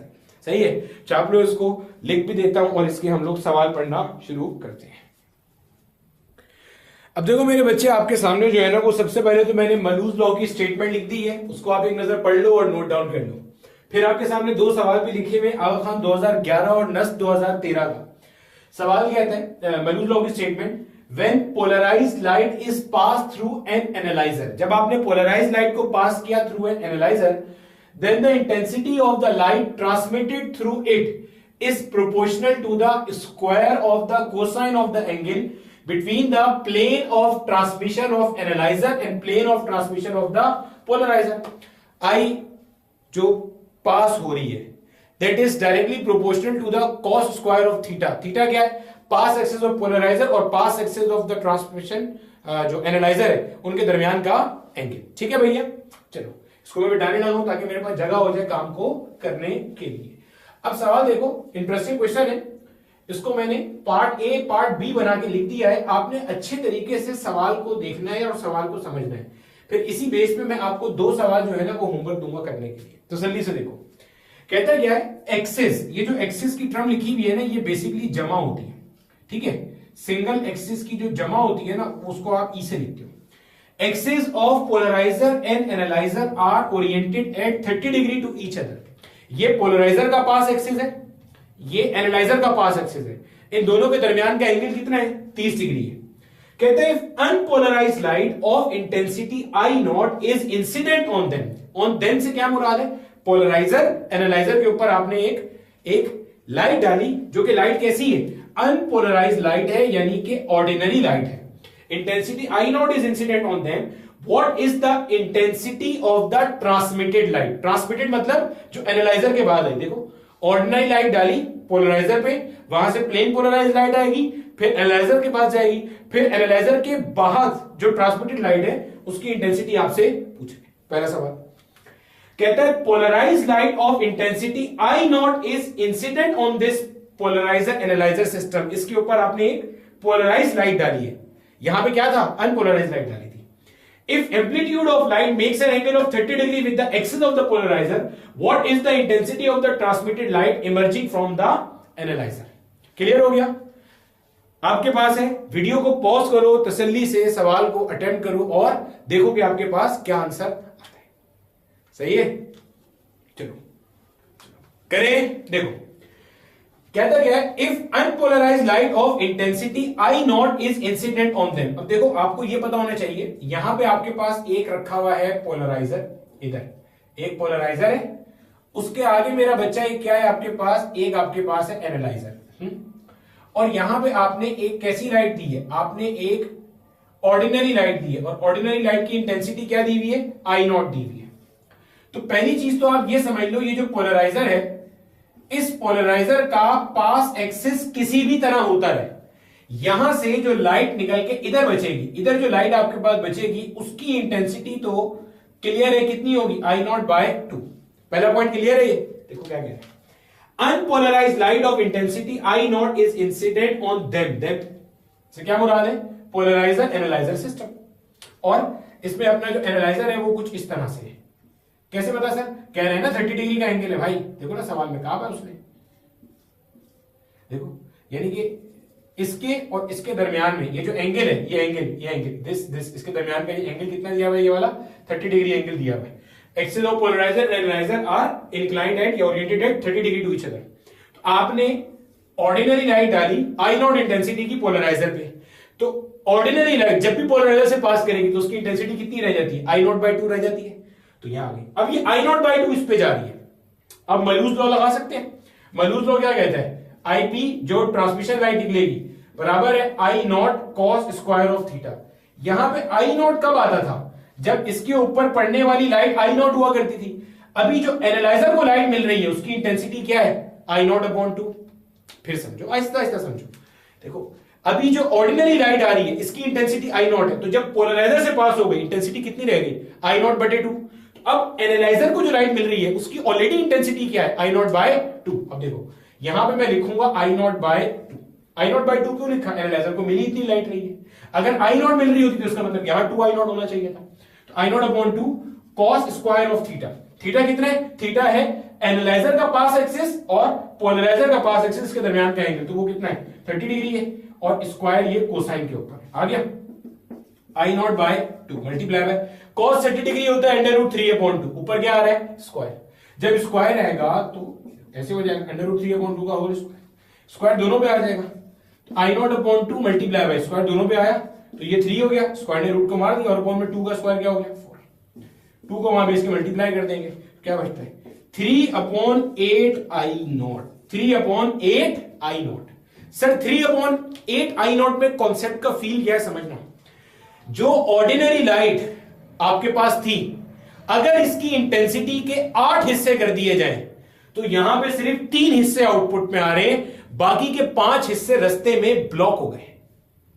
देखो, अगर इस overall intensity of light जो यहां पे incident हो रही है सिस्टम पे, इसके 8 हिस्से कर दिए जाएं, तो 8 में से आउटपुट पे बाहर कितने आ रहे हैं? सिर्फ 3 हिस्से, बाकी के 5/8 आई नॉट दरमियान में अब्सॉर्ब हो गई। दिस इज द फायदा ऑफ एनालाइजर पोलराइजर सिस्टम। ठीक है, इसको आप सॉल्व भी कर सकते हो फर्दर। 8 में 3 नहीं आता तो 0 पॉइंट लगा दो, सही है, यहां 0 लगा दिया। 8 3 हो गया क्या? 24। 30 में से 24 गया तो 6 आ गया, 0 लगा दिया, कोई डेसिमल लगा हुआ है। 8 7 हो गया 56, 60 में से 56 गया तो 4 बचा, 0 लगा दिया। 8 5 यानी कि 0.375 आई नॉट। अगर मल्टीप्लाई डिवाइड बाय 100 करें तो इसका मतलब 37.5%, यानी कि सिर्फ ओवरऑल इंटेंसिटी का 37.5% आपको आउटपुट पे मिल रहा है, बाकी का सारा क्या हो रहा है? एब्सॉर्ब हो रहा है या ब्लॉक हो रहा है। अब देखो, अगला सवाल जो नस 2013 में आया हुआ है उसको एक बार खुद से अटेम्प्ट करने की कोशिश करूं। आसान सवाल है, अगर आपने कॉन्सेप्ट को समझा हुआ है, कॉन्सेप्ट को फील किया हुआ है, तो अभी तक आसान सवाल है, कोई बहुत मुश्किल चीज उसके अंदर हम पूछने वाले नहीं। मतलब हमसे मुराद जिन्होंने नस का पेपर बनाया था। देखो क्या कह रहे हैं सवाल, कहते हैं पोलराइज लाइट। अब इसने क्या गेन कर दिया? यहां पोलराइज लाइट दे रहा है। अब क्या दे रहा है? Polarize light. कहते हैं polarize light of intensity I not is incident on this polarize analyzer system. मान लो आपके पास यहां पे एक पोलराइजर है, ऐसे पोलराइजर है, मिसाल दे, ठीक है, समझना। और यहां पे आपके पास कोई एक एनालाइजर है, ये वही जो भी हमने पढ़ा था ना, सवाल वही है, पोलराइजर एनालाइजर के दरमियान का एंगल वही है, 30 डिग्री है, ऐसे है, सही है। मतलब सूरत हाल यही है, ये जो आपका एनालाइजर है, इस एनालाइजर की ये जो पास एक्सिस है और ये जो पोलराइजर की पास एक्सिस है, इन दोनों के दरमियान में जो एंगल है वो वही 30 डिग्री है, वो चेंज नहीं हो गया। बस फर्क क्या है कि पहले यहां पे ऑर्डिनरी लाइट थी, अब यहां पे ऑर्डिनरी लाइट नहीं है। अब क्या कह रहे हैं? Polarize light of intensity I not is incident on this polarizer analyzer system. अब यहां पे एक पोलराइज लाइट आ रही है। Now this is getting interesting. If amplitude of light makes an angle of 30 degree with the axis of the polarizer, गोया कि समझना जरा, ये मान लो आपके पास है एक्सिस ऑफ द पोलराइजर, और आपके पास यहां पे जो लाइट आ रही है वो मान लो कुछ इस तरह से आ रही है लाइट, ये आ रही है लाइट, इस तरह से आ रही है। कैसे पता चला आपको लाइट ऐसे आ रही है? क्योंकि सवाल करने वाले ने कहा कि जो लाइट आ रही है इसकी इंटेंसिटी तो आई नॉट है, लेकिन ये पास एक्सिस ऑफ द पोलराइजर के साथ एंगल कितना बना रही है? 30 डिग्री। सवाल को ना फील करो जरा, सवाल को समझो कि ये हो क्या रहा है। आपके पास एक ये पोलराइजर है जिसका ये पास एक्सिस है, एक आगे एनालाइजर है जिसका ये पास एक्सिस है, इन दोनों के दरमियान में एंगल कितना है? 30 डिग्री। पहले आपने सीधा सीधा एक ऑर्डिनरी लाइट दी थी, अब पोलराइज लाइट, और वो जो पोलराइज लाइट आ रही है वो पीछे पास एक्सिस ऑफ द पोलराइजर जो कि ऐसा है उसके साथ भी एंगल बना रही है। मान लो ये पास एक्सिस ऑफ द पोलराइजर है, वो लाइट ऐसे आ रही है, एंगल कितना है? 30 डिग्री। फिर पोलराइजर के आगे एनालाइजर है जो कि पोलराइजर से 30 डिग्री के ऊपर है। ये पोलराइजर, आगे एनालाइजर, दरमियान में एंगल 30 डिग्री। अब पीछे आओ, ये पोलराइजर और जो इसके ऊपर पोलराइज लाइट आ रही है वो किसी और पोलराइज से पोलराइज होकर आ रही होगी, उसकी और पोलराइजर के एक्सिस के दरमियान में एंगल कितना है? 30 डिग्री। देखो ये कह रहे हैं। अब क्या करना है? Intensity of the transmitted light, यहां से जो लाइट बाहर आ रही है इसकी इंटेंसिटी मालूम करनी है। अब इस लाइट की इंटेंसिटी निकालने के लिए जब आप मलूज लॉ लगाओगे तो इसको इनपुट में कितनी लाइट मिल रही है वो पता होनी चाहिए, और इनपुट की लाइट की इंटेंसिटी आपको नहीं पता। आपको सिर्फ ये पता है कि इस पोलराइजर को जो मिल रही है लाइट वो ये, वो उसकी इंटेंसिटी आई नॉट है। तो पहले इसके आउटपुट पे जो होगी वो निकाल लें। क्या इस पोलराइजर के आउटपुट पे जो लाइट आ रही है उसकी इंटेंसिटी निकालने के लिए मैं मलूज लॉ यूज कर सकता हूं? बिल्कुल कर सकता हूं। क्यों? देखो ये पोलराइज लाइट आ रही है ना, देखो क्या लिखा हुआ है, पोलराइज लाइट। तो वो जो पीछे से पोलराइज लाइट आ रही है उसके लिए एनालाइजर बन जाएगा। जो ऑलरेडी पोलराइज लाइट आई है उसके लिए क्या बन जाएगा? एनालाइजर। भाई एक पोलराइड के बाद जब दूसरे पोलराइड से लाइट गुजरती है तो उसी की इंटेंसिटी निकालने के लिए आप मलूज लॉ यूज करते हो ना। मलूज लॉ क्या होता है? इंटेंसिटी ये एनालाइजर से पास होने वाली लाइट की इंटेंसिटी है, तो भैया ये जो पोलराइजर है इसके लिए वो इस वाली लाइट की एनालाइजर बन जाएगा, क्योंकि ये ऑलरेडी कहीं से पोलराइज होके आई है, तो ये इसके लिए क्या बन जाएगा? एनालाइजर। तो इसकी इंटेंसिटी मैं मलूज लॉ से निकाल सकता हूं। Ip is equal to I not cos square of theta. ये आई नॉट क्या है? जो इसको मिल रही है लाइट इंटेंसिटी कितनी है? वो आई नॉट, और थीटा इनके दरमियान का एंगल कितना है? 30 डिग्री है। तो I not cos of 30 degree और ऊपर क्या आ गया, स्क्वायर आ गया, सही हो गया। अब ये हो गया I not cos 30 degree. Cos 30 degree कितना होता है भाई साहब, √3/2 और ऊपर आ गया आपके पास स्क्वायर।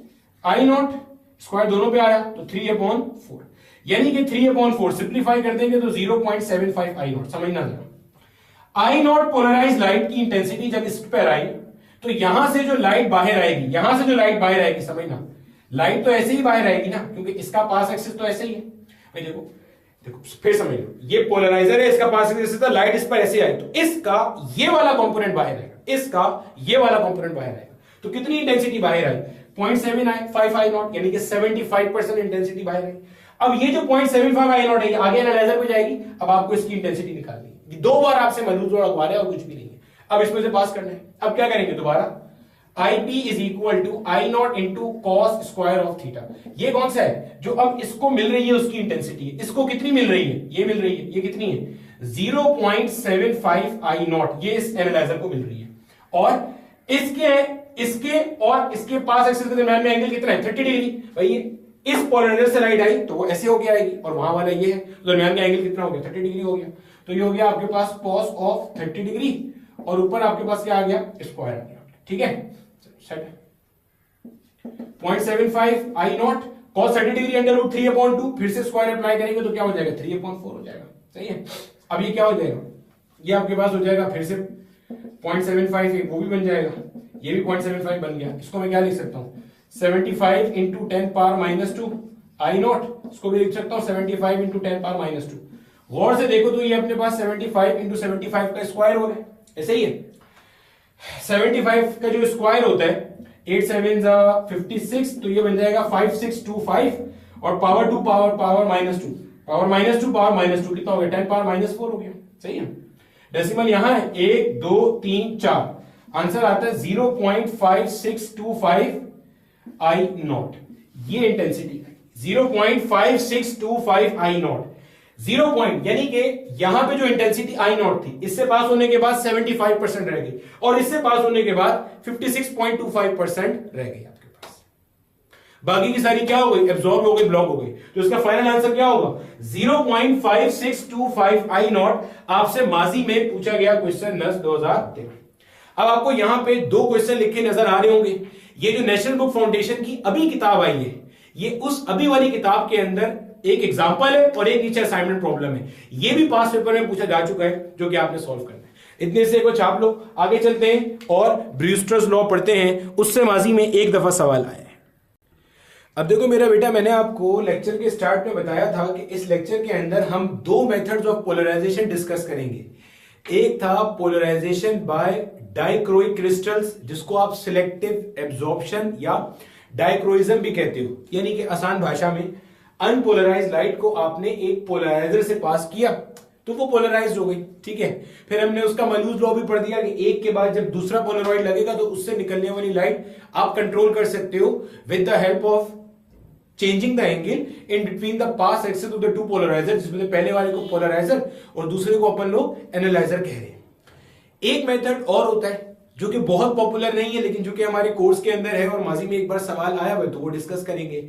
वो कहलाता है polarization by reflection technique. Polarization by reflection technique. ठीक है। अब पोलराइजेशन बाय रिफ्लेक्शन में क्या होता है कि आप करते क्या हो मेरे बच्चे, ये मान लो आपके पास कोई एक सरफेस है किसी ट्रांसपेरेंट मीडियम का। सर ट्रांसपेरेंट मीडियम से क्या मुराद है, सरफेस है किसी ट्रांसपेरेंट मीडियम का, पानी का सरफेस हो सकता है, सिमिलरली किसी ग्लास का सरफेस हो सकता है। सही है। अब मेरा बेटा, अगर यहां पे कोई लाइट आके स्ट्राइक करती है तो आपने अपनी मैट्रिक क्लास के अंदर एक फिनोमेना पढ़ा होगा रिफ्लेक्शन का और रिफ्रैक्शन का, बस वही कुछ होगा। यहां पे कुछ पार्ट इसका क्या करेगा, रिफ्लेक्ट कर जाएगा और कुछ पार्ट मेरे बच्चे इसका क्या करेगा, रिफ्रैक्ट कर जाएगा।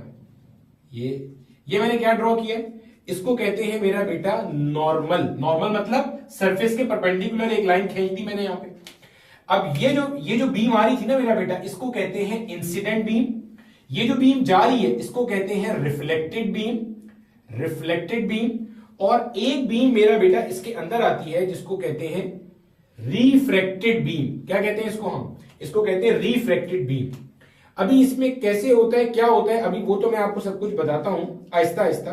पहले यहां पे एक चीज देखो जरा, आपको अभी थोड़ी देर पहले मैंने अनपोलराइज्ड और पोलराइज्ड लाइट बनाना सिखाई थी ना, वो यहां पे बना रहा हूं आपने बताने की ये क्या चीज है। देखो लाइट ऐसे जा रही है, मान लो ये आपके पास इलेक्ट्रिक फील्ड वेक्टर है जो कि ऐसे ऑसिलेट कर रहा है और यहां पे भी है। अगर मैं आपसे पूछूं ये क्या है तो आप क्या बोलोगे, ये अनपोलराइज्ड लाइट है। क्यों? अनपोलराइज्ड लाइट की पहचान क्या होती है, इलेक्ट्रिक फील्ड वेक्टर हर डायरेक्शन में ऑसिलेट करता है, ऐसे ऐसे ऐसे ऐसे हर तरफ। तो सर यहां तो दो नजर आ रहे हैं, ऐसे वाला ऐसे वाला। अबे भैया जो ऐसे वाला था इसका ये वाला कंपोनेंट इसके साथ दिखा दिया डॉट के साथ, जो ये था इसका ये वाला कंपोनेंट ऐसे दिखा दिया इसके साथ, ठीक है। तो ये अनपोलराइज्ड लाइट है। अच्छा अगर मैं ऐसे दिखाऊं, समझना जरा, ऐसे दिखाऊं, ये क्या है, ये मेरा बेटा आपके पास एक प्लेन पोलराइज्ड लाइट है। क्यों?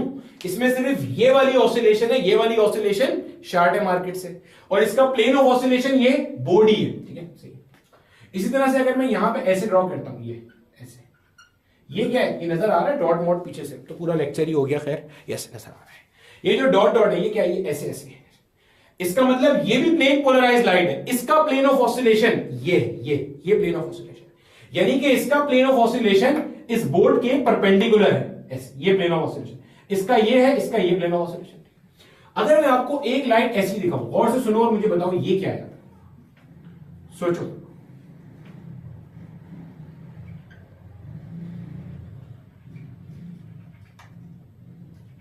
ये क्या चीज है?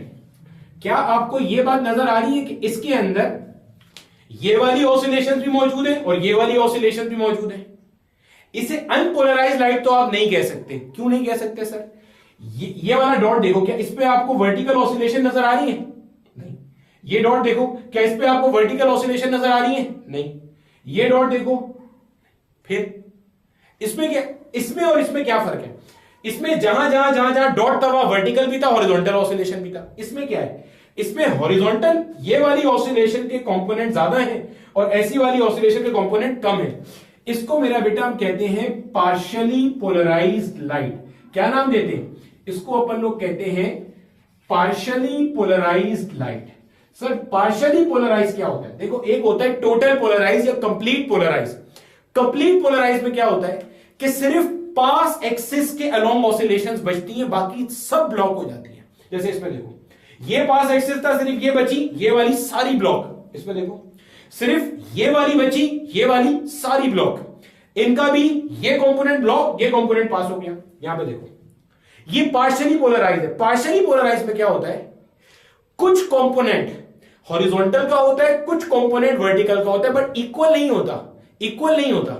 हो सकता है वो ज्यादा हॉरिजॉन्टली पोलराइज हो और कम वर्टिकली पोलराइज हो सकता है ज्यादा वर्टिकली पोलराइज हो और कम हॉरिजॉन्टली पोलराइज हो। मतलब इसी को देखो, मैं अगर इस तरीके से ड्रॉ करता हूं, समझो समझो समझो समझो, अगर इसी को मैं ऐसे ड्रॉ करता हूं, ये ऐसे देखो, समझो जरा। अब देखो इसके अंदर आपको वर्टिकल वाले ज्यादा नजर आ रहे हैं और हॉरिजॉन्टल वाले कम नजर आ रहे हैं। इसमें हॉरिजॉन्टल कंपोनेंट ज्यादा नजर आ रहा है और वर्टिकल वाला कम नजर आ रहा है। बताने का मकसद यह है पार्शियल पोलराइजेशन क्या होता है कि जिसके अंदर होते हॉरिजॉन्टल और वर्टिकल दोनों कंपोनेंट्स हैं लेकिन इक्वल नहीं होते हैं, ठीक है। इसमें देखो वर्टिकल वाला ज्यादा है और हॉरिजॉन्टल वाला कम है, इसके अंदर हॉरिजॉन्टल वाले ज्यादा हैं और वर्टिकल वाले कम हैं। तो ये क्या कहलाती है? ये कहलाती है मेरे बच्चे आपके पास पार्शियली पोलराइज लाइट। सही है। पार्शियली पोलराइज लाइट के अंदर क्या होता है बता दिया मैंने, ठीक है। अब ये मेरा बेटा एक सरफेस है। देखा ये गया अर्ली 19th सेंचुरी के अंदर, देखा ये गया कि जब भी कोई ट्रांसपेरेंट मीडियम का सरफेस है, ये ट्रांसपेरेंट मीडियम का सरफेस है। ट्रांसपेरेंट मतलब आर पार देखने वाला सरफेस, जिसके अंदर लाइट रिफ्रैक्ट करके जा सकती है। मैंने मिसाल भी दे दी, पानी है और ग्लास है। अब जब लाइट आके इसके ऊपर टकराई तो भाई ट्रांसपेरेंट मीडियम है, लाइट क्या करेगी? दो काम करेगी। कुछ हिस्सा रिफ्लेक्ट कर जाएगा इसकी बाउंड्री को स्ट्राइक करके और कुछ हिस्सा अंदर रिफ्रैक्ट कर जाएगा। अच्छा एंगल्स भी समझ लो, ये जो एंगल है ना इसको हम कहते हैं एंगल ऑफ इंसिडेंस, इसको हम कहते हैं एंगल ऑफ रिफ्लेक्शन, और ये जो एंगल ऑफ रिफ्लेक्शन है ये एंगल ऑफ इंसिडेंस के बराबर होते हैं, इसलिए मैं इसको यहां एंगल आई लिख रहा हूं। आप अपने पास नोट करना, angle of incidence is equal to angle of reflection on a regular surface, और हम यही मान के चल रहे हैं रेगुलर सरफेस है। ये आपके पास कहलाता है एंगल ऑफ रिफ्रैक्शन। क्या कहलाता है? Angle of refraction. ये क्या था? एंगल ऑफ रिफ्लेक्शन एल से। ये क्या है? एंगल ऑफ रिफ्रैक्शन आर से। सही। अब देखा क्या गया? देखा ये गया मेरे बच्चे कि जब ऑर्डिनरी अनपोलराइज लाइट आके किसी ट्रांसपेरेंट मीडियम के सरफेस पे इंसिडेंट होती है, ये अनपोलराइज लाइट आ रही है, अनपोलराइज लाइट मतलब अनपोलराइज मतलब इसके पास हर तरह की इलेक्ट्रिक फील्ड, मतलब हर डायरेक्शन में इसके पास इलेक्ट्रिक फील्ड ऑसिलेट कर रही है। जब आगे ऑसिलेट करती है और यहां से जब रिफ्लेक्शन होती है, तो जो रिफ्लेक्टेड वेव होती है ना, जो क्या होती है? रिफ्लेक्टेड वेव होती है। इस रिफ्लेक्टेड वेव के अंदर ज्यादा कंपोनेंट, ये पार्ट ऐसे समझ लो, ये रिफ्लेक्टेड वेव होती है ये आपके पास पार्शियली पोलराइज्ड होती है। अभी ज्यादा और कम का फैसला मैं आपको कराता हूं, अभी वरना कंफ्यूज होते रहोगे। ये क्या होती है? Partially polarize. Sir partial polarize क्यों कह रहे हैं? देखो एक होती है अनपोलराइज। अनपोलराइज में क्या है? इलेक्ट्रिक फील्ड हर डायरेक्शन में होगी। देखो ऐसे ऐसे, मतलब ये देखो वेव ऐसे आ रही है, समझो। ये आप यहां से इसको अगर देखो ना, मान लो आप इसको यहां से देख रहे हो, अभी आपको इमेजिन करना, देखो समझो, आपने इसको ऐसे देख रहे हो, वेव ऐसे जा रही है, तो इलेक्ट्रिक फील्ड कैसे होगी? ऐसे ऐसे ऐसे ऐसे ऐसे ऐसे ऐसे ऐसे। तो ये दो तरीके कौन से दिखाए? ऐसे वाले और ऐसे वाले। अब ये वाला जो है ना, इसका एक ये वाला कंपोनेंट डॉट से दिखा दिया और इसका ये वाला कंपोनेंट ऐसे से दिखा दिया, तो ये अनपोलराइज्ड लाइट आ रही है, यहां आके स्ट्राइक कर रही है। और ये स्ट्राइक करने के बाद आ रही है, तो जो रिफ्लेक्टेड वेव है, जो रिफ्लेक्टेड वेव है, ये क्या है? पार्शियली पोलराइज है। पार्शियली पोलराइज मतलब कि पोलराइजेशन तो हुई है लेकिन पूरी नहीं हुई। ना तो पूरा वर्टिकल कंपोनेंट गायब हुआ, ना पूरा हॉरिजॉन्टल कंपोनेंट गायब हुआ। अब अगर मैं आपसे बोलूं यहां पे जरा प्लेन ऑफ पोलराइजेशन लोकेट करो जरा, तो देखो दो कंपोनेंट मैंने बनाए हुए ना, एक ये वाला और एक ऐसे वाला, ऐसे वाला, ये वाला। डॉट का मतलब क्या है? ऐसे अंदर बाहर। इस एरो का मतलब क्या है? ऐसे वाला। ये इसको देखो, ये प्लेन ऑफ पोलराइजेशन होगा इसके लिए, ये इसके लिए, ये प्लेन ऑफ पोलराइजेशन, और ये प्लेन ऑफ पोलराइजेशन होगा इसके लिए। इसको हम कहते हैं, ये वाला, ये है, इसको हम कहते हैं कि ये वो प्लेन ऑफ पोलराइजेशन है जो रिफ्लेक्टिंग सरफेस के पैरेलल है। समझना, ये रिफ्लेक्टिंग सरफेस ऐसे होगा, ये प्लेन ऑफ पोलराइजेशन इसके पैरेलल है। भाई रिफ्लेक्टिंग सरफेस ऐसे होगा, भाई ऐसे होगा ना, लाइट ऐसे आई, टकरा के ऐसे जा रही है, तो जो टकरा के जा रही है रिफ्लेक्टेड वेव है, इसमें ज्यादा कंपोनेंट कौन सा है? ज्यादा कंपोनेंट उस प्लेन ऑफ ऑसिलेशन का है जो रिफ्लेक्टिंग सरफेस के पैरेलल है। देखो ये वाला है रिफ्लेक्टिंग सरफेस के पैरेलल, देखो ना, ये रिफ्लेक्टिंग सरफेस है और ये वाला प्लेन ऑफ ऑसिलेशन भी ऐसे ही है। देख रहे हो, ये वाला, ये जो ऐसे अंदर बाहर, भाई ये अगर ऐसे अंदर बाहर हो रही है, तो ये इसका प्लेन ऑफ ऑसिलेशन है। तो ये जो आपका प्लेन ऑफ ऑसिलेशन है, ये रिफ्लेक्टिंग सरफेस के साथ क्या है? पैरेलल है। फिर समझो, जब ट्रांसपेरेंट मीडियम के सरफेस पे आकर अनपोलराइज्ड लाइट स्ट्राइक करती है, तो जो वेव रिफ्लेक्ट करती है वो पार्शियली पोलराइज होती है, पहली बात है। और इस पार्शियल पोलराइजेशन के अंदर ज्यादा कंटेंट उस प्लेन ऑफ ऑसिलेशन का होता है। किसका? जो plane of oscillation reflecting surface के पैरेलल होता है। देखो ऐसे, ये वाला, ये इसके क्या है? देखो ये ऐसे वाला, ये इसके क्या है? ये पैरेलल है ना, ये वाली ऐसे ऐसे वाइब्रेट कर रहा है, इसके क्या है? ये पैरेलल है। ये रिफ्लेक्टिंग सरफेस और ये इसका प्लेन ऑफ ऑसिलेशन।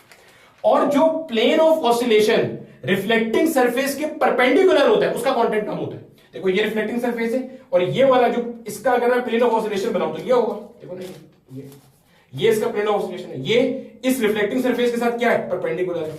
क्या बोला मैंने बोला, ये बड़ा काम दे गया। मैंने क्या बोला? मैंने बोला कि जब भी कोई अनपोलराइज एक वेव आती है, ऑर्डिनरी लाइट, और आगे किसी ट्रांसपेरेंट मीडियम को स्ट्राइक करती है, तो जो रिफ्लेक्टेड वेव होती है, पहली बात वो पार्शियली पोलराइज होती है। दूसरी बात, इस पार्शियल पोलराइजेशन के अंदर जो ज्यादा कंटेंट होता है वो उस प्लेन ऑफ ऑसिलेशन का होता है जो कि रिफ्लेक्टिंग सरफेस के पैरेलल होती है, और उस प्लेन ऑफ ऑसिलेशन का कम होता है जो इसके परपेंडिकुलर होती है। ठीक है, ठीक हो गया सर, ठीक हो गया, समझ में आ गई बात की। अब मेरा बेटा, अगर आप यहां से इंसिडेंट वेव को अलग अलग एंगल पर भेजो, यानी कि अभी तो मैंने इंसिडेंट वेव को ऐसे भेजा था, अगर मैं यहां पे भेजूंगा तो एंगल ऑफ इंसिडेंस बढ़ जाएगा, यहां पे भेजूंगा तो एंगल ऑफ इंसिडेंस कम हो जाएगा। जब आप इस एंगल आई को चेंज करते हो ना, इसको चेंज करते हो, ये क्या है? Angle of incidence, angle of incidence. जब आप इस एंगल ऑफ इंसिडेंस को चेंज करते हो ना, तो आपके पास सूरत हाल हो जाती है कुछ इस तरह से, यहां बना के दिखा। जब आप इस एंगल ऑफ इंसिडेंस को चेंज करते हो ना, तो आपके पास सूरत हाल कुछ इस तरह की हो जाती है, समझना। ये मान लो मेरा बेटा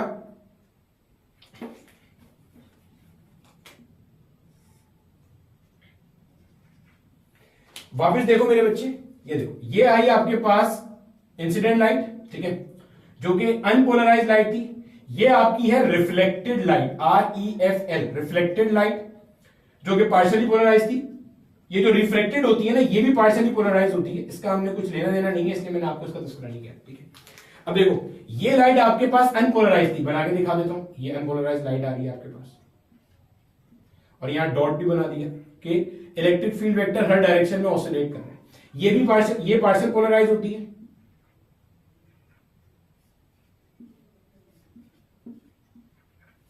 ये पार्शियल पोलराइज होती है, और ये भी। अब मैंने आपको क्या बोला, जब आप इस इंसिडेंट रे को अलग अलग एंगल पे भेजते हो, अलग एंगल मतलब एंगल बढ़ा दिया ऐसे आ गई, एंगल कम कर दिया ऐसे आ गई, कोई ना कोई एक पर्टिकुलर एंगल ऐसा होता है जिसको हम कहते हैं एंगल थीटा पी, मतलब एंगल ऑफ इंसिडेंस बने थीटा पी का, क्यों का भी समझ में आ जाएगा। जो ये एंगल होगा वही एंगल होगा, ध्यान में रखना, क्योंकि एंगल ऑफ इंसिडेंस और एंगल ऑफ रिफ्लेक्शन क्या होता है, बराबर होता है। ये थीटा पी है तो ये वाला भी क्या होगा, थीटा पी। मैं क्या बता रहा हूं, कोई एक पर्टिकुलर एंगल ऑफ इंसिडेंस ऐसा होता है, समझना गौर से, ऐसा होता है कि जिसपे ये रिफ्लेक्टेड लाइट पार्शियली पोलराइज नहीं रहती, कंप्लीट पोलराइज हो जाती है। क्या बोला, कंप्लीट पोलराइज हो जाती है, यानी कि इसमें सारे के सारे कंपोनेंट्स फिर ऐसे वाले आ जाते हैं। ये अभी देखो, यहां पे ये पार्शियल पोलराइज थी ना, आपने क्या किया, इसको इस जाविये के बजाय इस जाविये से फेंका, इस जाविये से फेंका, यानी कि आपने इसका एंगल ऑफ इंसिडेंस चेंज किया।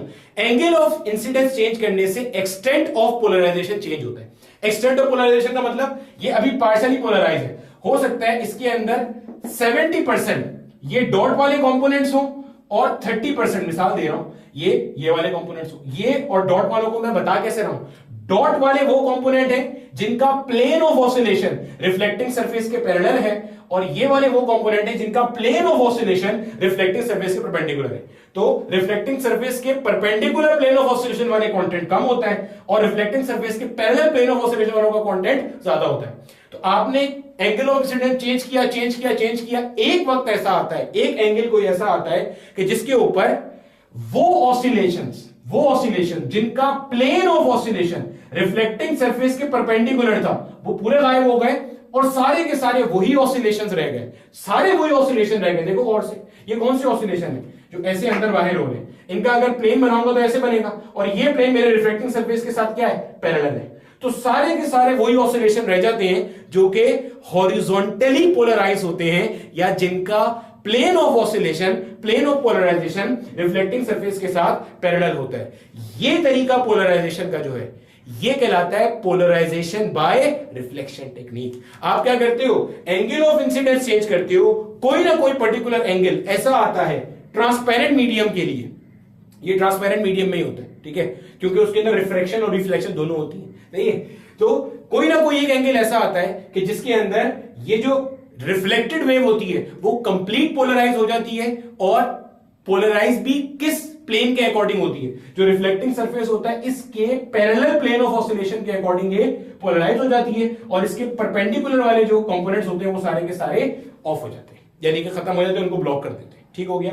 और सर जो आपके पास डेविड ब्रूस्टर के जिनके नाम पे ये लॉ था, उन्होंने ये चीज देखी थी कि जब कंप्लीट पोलराइजेशन होती है तो यहां पे जो एंगल बनता है between reflected ray and refracted रे, वो कितना होता है, 90 डिग्री का एंगल होता है। क्या बोला, फिर सुनो, इन्होंने बोला कि जब आपको पोलराइजिंग एंगल मिलेगा, पोलराइजिंग एंगल क्या है, वो एंगल ऑफ इंसिडेंस कि जिसके ऊपर रिफ्लेक्टेड रे पार्शियल पोलराइज नहीं होगी, कंप्लीट पोलराइज होगी। इसने कहा जब आपको पोलराइजिंग एंगल मिलेगा तब रिफ्लेक्टेड रे और रिफ्रैक्टेड रे आपस में परपेंडिकुलर होंगी। सही है, यानी कि रिफ्रैक्टेड और रिफ्लेक्टेड रे आपस में परपेंडिकुलर होंगी। कब, जब आपको पोलराइजिंग एंगल मिलेगा, या जब आपकी रिफ्लेक्टेड रे कंप्लीट पोलराइज हो चुकी होगी, यानी कि इसके अंदर सिर्फ वो प्लेन ऑफ ऑसिलेशन होगा जो कि रिफ्लेक्टिंग सरफेस के क्या है, पैरेलल है। सही है। अब हम इसके ऊपर थोड़ा सी वर्किंग करते हैं ब्रूस्टर्स लॉ को ड्राइव करने के लिए। तो हमें हमारा स्नेल्स लॉ पता है।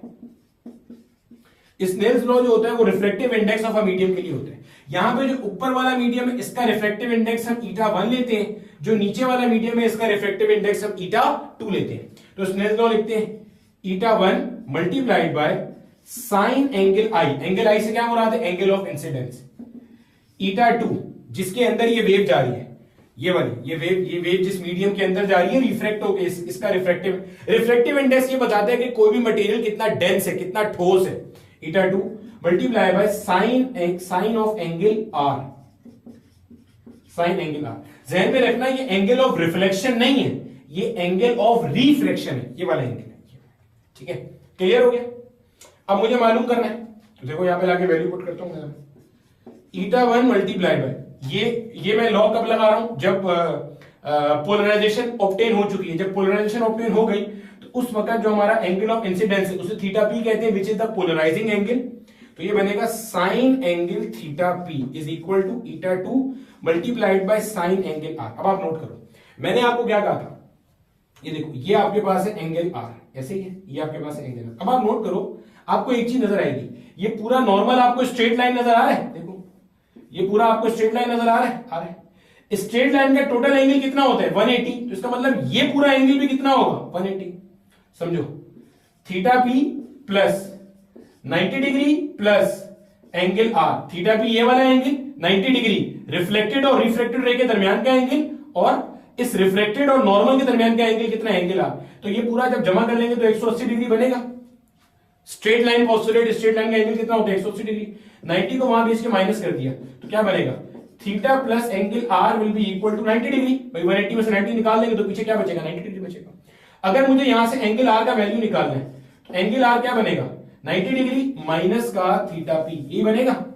देखो 90 डिग्री माइनस का थीटा पी यहां लाके पुट कर देते हैं, ये बनेगा eta 1 multiplied by sine angle theta p will be equal to eta 2 multiplied by sine, वो आ जाएगा 90 डिग्री माइनस का थीटा पी। समझ आ गया। ये पूरी डेरिवेशन आपके पास केपीके बोर्ड की किताब में मौजूद है, केपीके में जो किताब चलती है। अब ये क्या लिखा हुआ है, this is sine alpha minus beta. यहां पे हम फॉर्मूला अप्लाई कर सकते हैं ये ट्रिग्नोमेट्री का, साइन अल्फा माइनस बीटा क्या बनेगा, sine alpha cos beta minus cos alpha, ये वेव में भी पढ़े थे हमने फॉर्मूले, साइन बीटा। ठीक है, तो अप्लाई कर देंगे यहां पे, साइन अल्फा या 90 डिग्री है, बीटा या थीटा पी है, तो sine alpha cos beta minus cos alpha sign beta. ये पूरा फैक्टर हो गया 0, क्योंकि cos 90 0 होता है, sin 90 डिग्री 1 होता है, तो गोया आंसर क्या आ गया इसका cos थीटा पी बचा सिर्फ ये पूरी चीज क्या बच गई cos थीटा पी। ठीक है मेरे बच्चे, यहां आगे पुट कर देंगे, eta 1 will be equal to eta 1 multiply by sine theta p will be equal to eta 2 multiply by cos of theta p. Cos theta p को यहां ले आओ, ईटा 1 को वहां ले जाओ, ये बनेगा मेरे बेटा sine theta p divided by cos theta p will be equal to eta 2 divided by eta 1। Sine upon cos क्या होता है, टेंजेंट होता है, यानी कि tangent theta p will be equal to eta 2 divided by eta 1। समझो, अगर if eta 1 is air, अगर ये जहां से लाइट इंसिडेंट वेव आ रही थी अगर ये एयर का मीडियम होता, अभी जैसे हमारे पास ये एयर था, 99.9% केस में ये एयर ही होगा, माजी में एक ही सवाल आया है तो वो एयर ही दिया था उन्होंने। अगर ये मीडियम एयर है तो एयर के लिए रिफ्रेक्टिव इंडेक्स क्या होता है 1 होता है, एयर के लिए रिफ्रेक्टिव इंडेक्स क्या होता है 1 होता है, सही है 1 होता है। तो ये क्या बनेगा, ये बनेगा tangent theta p will be equal to eta. Check करो, ये आपके पास कहलाता है ब्रूस्टर्स लॉ, और ये कहलाता है आपके पास ब्रूस्टर एंगल, यानी कि tangent of the polarizing angle is equal to the refractive index of the medium. आपने अगर refractive index of the medium निकालना है तो वो निकालने के लिए आप ब्रूस्टर्स लॉ इस्तेमाल कर सकते हो, यानी कि आप इंसिडेंट रे को अलग अलग एंगल पे डालो और क्या करो, यहां पे देखो कि आपको कंप्लीटली पोलराइज लाइट कब मिल रही है, यानी कि वो लाइट कब मिल रही है जिसके ये वाले ऑसिलेशन गायब हो रहे हैं, सिर्फ ये वाले ऑसिलेशन बच रहे हैं। जैसे ही आपको वो लाइट मिले जिसके सिर्फ ये वाले ऑसिलेशन बच रहे हैं, ये वाले ऑसिलेशन गायब हो गए, आप वो एंगल नोट करो, उस एंगल का टेंजेंट निकालोगे तो ये जो मीडियम है जहां से लाइट रिफ्लेक्ट करके आ रही थी आपको उसका क्या मिल जाएगा, रिफ्रेक्टिव इंडेक्स मिल जाएगा। This phenomena is termed as Brewster's law. अब देखो मेरे बच्चे, ये हमारे पास कहलाता है ब्रूस्टर्स लॉ। इसके अंदर ये वाला जो एंगल है ये आपके पास कहलाता है ब्रूस्टर्स एंगल, और ये रिफ्रेक्टिव इंडेक्स है। किस मीडियम का रिफ्रेक्टिव इंडेक्स, यहां देखो, eta2 किसका है? जिससे टकराकर लाइट गई है, जो रिफ्लेक्टिंग सरफेस था। eta1 क्या है? जहां से आकर लाइट इंसिडेंट हुई थी। अब इसका माजी में सवाल क्या आया था? सवाल यह था कि अगर गिलास का रिफ्रैक्टिव इंडेक्स 1.55 है तो आपने इसका ब्रूस्टर एंगल कैलकुलेट करना है। तो कैसे करोगे? यहां लाके रखोगे 1.55। सर eta2 क्यों रखेंगे? भाई गिलास से रिफ्लेक्ट होकर लाइट आ रही है और प्लेन पोलराइज लाइट में कन्वर्ट हो रही है। सर प्लेन पोलराइज, भाई ये वाले ऑसिलेशन गायब हो गए, सिर्फ ये वाले ऑसिलेशन बच गए। और ये कौन सा प्लेन ऑफ ऑसिलेशन है जो रिफ्लेक्टिंग सरफेस की क्या है? पैरेलल है। सही है। तो ये जो है ना, यहां आप रखोगे आगे 1.33। अब कुछ नहीं बताया भाई, इसका मतलब लाइट कहां से आके इंसिडेंट हुई है? एयर से आई है, तो eta1 1 हो जाएगा, तो वो खत्म हो जाएगा। एक्चुअल लॉ तो ये था, तो eta1 की जगह 1 आ गया, तो यहां आ गया 1.55। टेंजेंट इनवर्स 1.55 करेंगे तो तकरीबन 57 डिग्री आएगा। यानी कि जिस गिलास की बात की जा रही है, जिसका रिफ्रैक्टिव इंडेक्स 1.55 है, उस पे अगर आप लाइट रे इंसिडेंट करो एट 57 डिग्री एंगल, 57 ही आता है मेरे ख्याल से, वैसे चेक भी कर लेते हैं। अगर मैं यहां पे टेंजेंट इनवर्स 1.55 करूं तो 57.17 डिग्री आ रहा है। यानी कि अगर मैं ग्लास सरफेस लूं जिसका रिफ्रैक्टिव इंडेक्स कितना है? 1.55 है। अगर मैं 57.1 डिग्री में लाइट इंसिडेंट करूं तो मुझे यहां से एक कंप्लीटली पोलराइज लाइट मिलेगी। पॉइंट समझ में आ रहा है? इतना हिस्सा छाप लो, मैं ये लॉ लिख देता हूं ताकि उसको हम समझ सकें और देन हमारा पूरा लेक्चर खत्म होता है। अब देखो मेरा बेटा, जो मैंने आपको अभी ब्रूस्टर लॉ पढ़ाया था वो यहां पे लिख दिया। Tangent of the angle at which polarization is obtained by reflection is numerically equal to the ratio of the refractive indexes of the medium. Tangent theta p is equal to eta2 upon eta1. eta2 refractive index of the reflecting surface, eta1 reflective index of the incident medium, जहां से आके light incident हुई है। Usually air होता है तो eta1 का value हम क्या ले लेते हैं? 1 ले लेते हैं। ये जो थीटा p है ना, इसको हम ब्रूस्टर्स एंगल भी कहते हैं। जो लाइट ब्रूस्टर एंगल पे इंसिडेंट होगी तो वो रिफ्लेक्ट जो होगी, मतलब जो ब्रूस्टर एंगल पे इंसिडेंट होगी तो वो कंप्लीटली पोलराइज होकर रिफ्लेक्ट होगी। जो ब्रूस्टर एंगल से कम या ज्यादा के एंगल के ऊपर इंसिडेंट होगी तो उसका जो रिफ्लेक्टेड पार्ट होगा वो पार्शियली पोलराइज होगा, कंप्लीटली पोलराइज नहीं होगा। यहां पर हमारा पोलराइजेशन का कॉन्सेप्ट अपने मंतकी अंजाम तक पहुंचता है। अगला जो हम चैप्टर शुरू करेंगे वो हमारा हीट एंड थर्मोडायनेमिक्स का रहने वाला है। तो यहां तक मैं उम्मीद करता हूं कि आपको सब चीज अच्छे तरीके से समझ में आ गई होगी।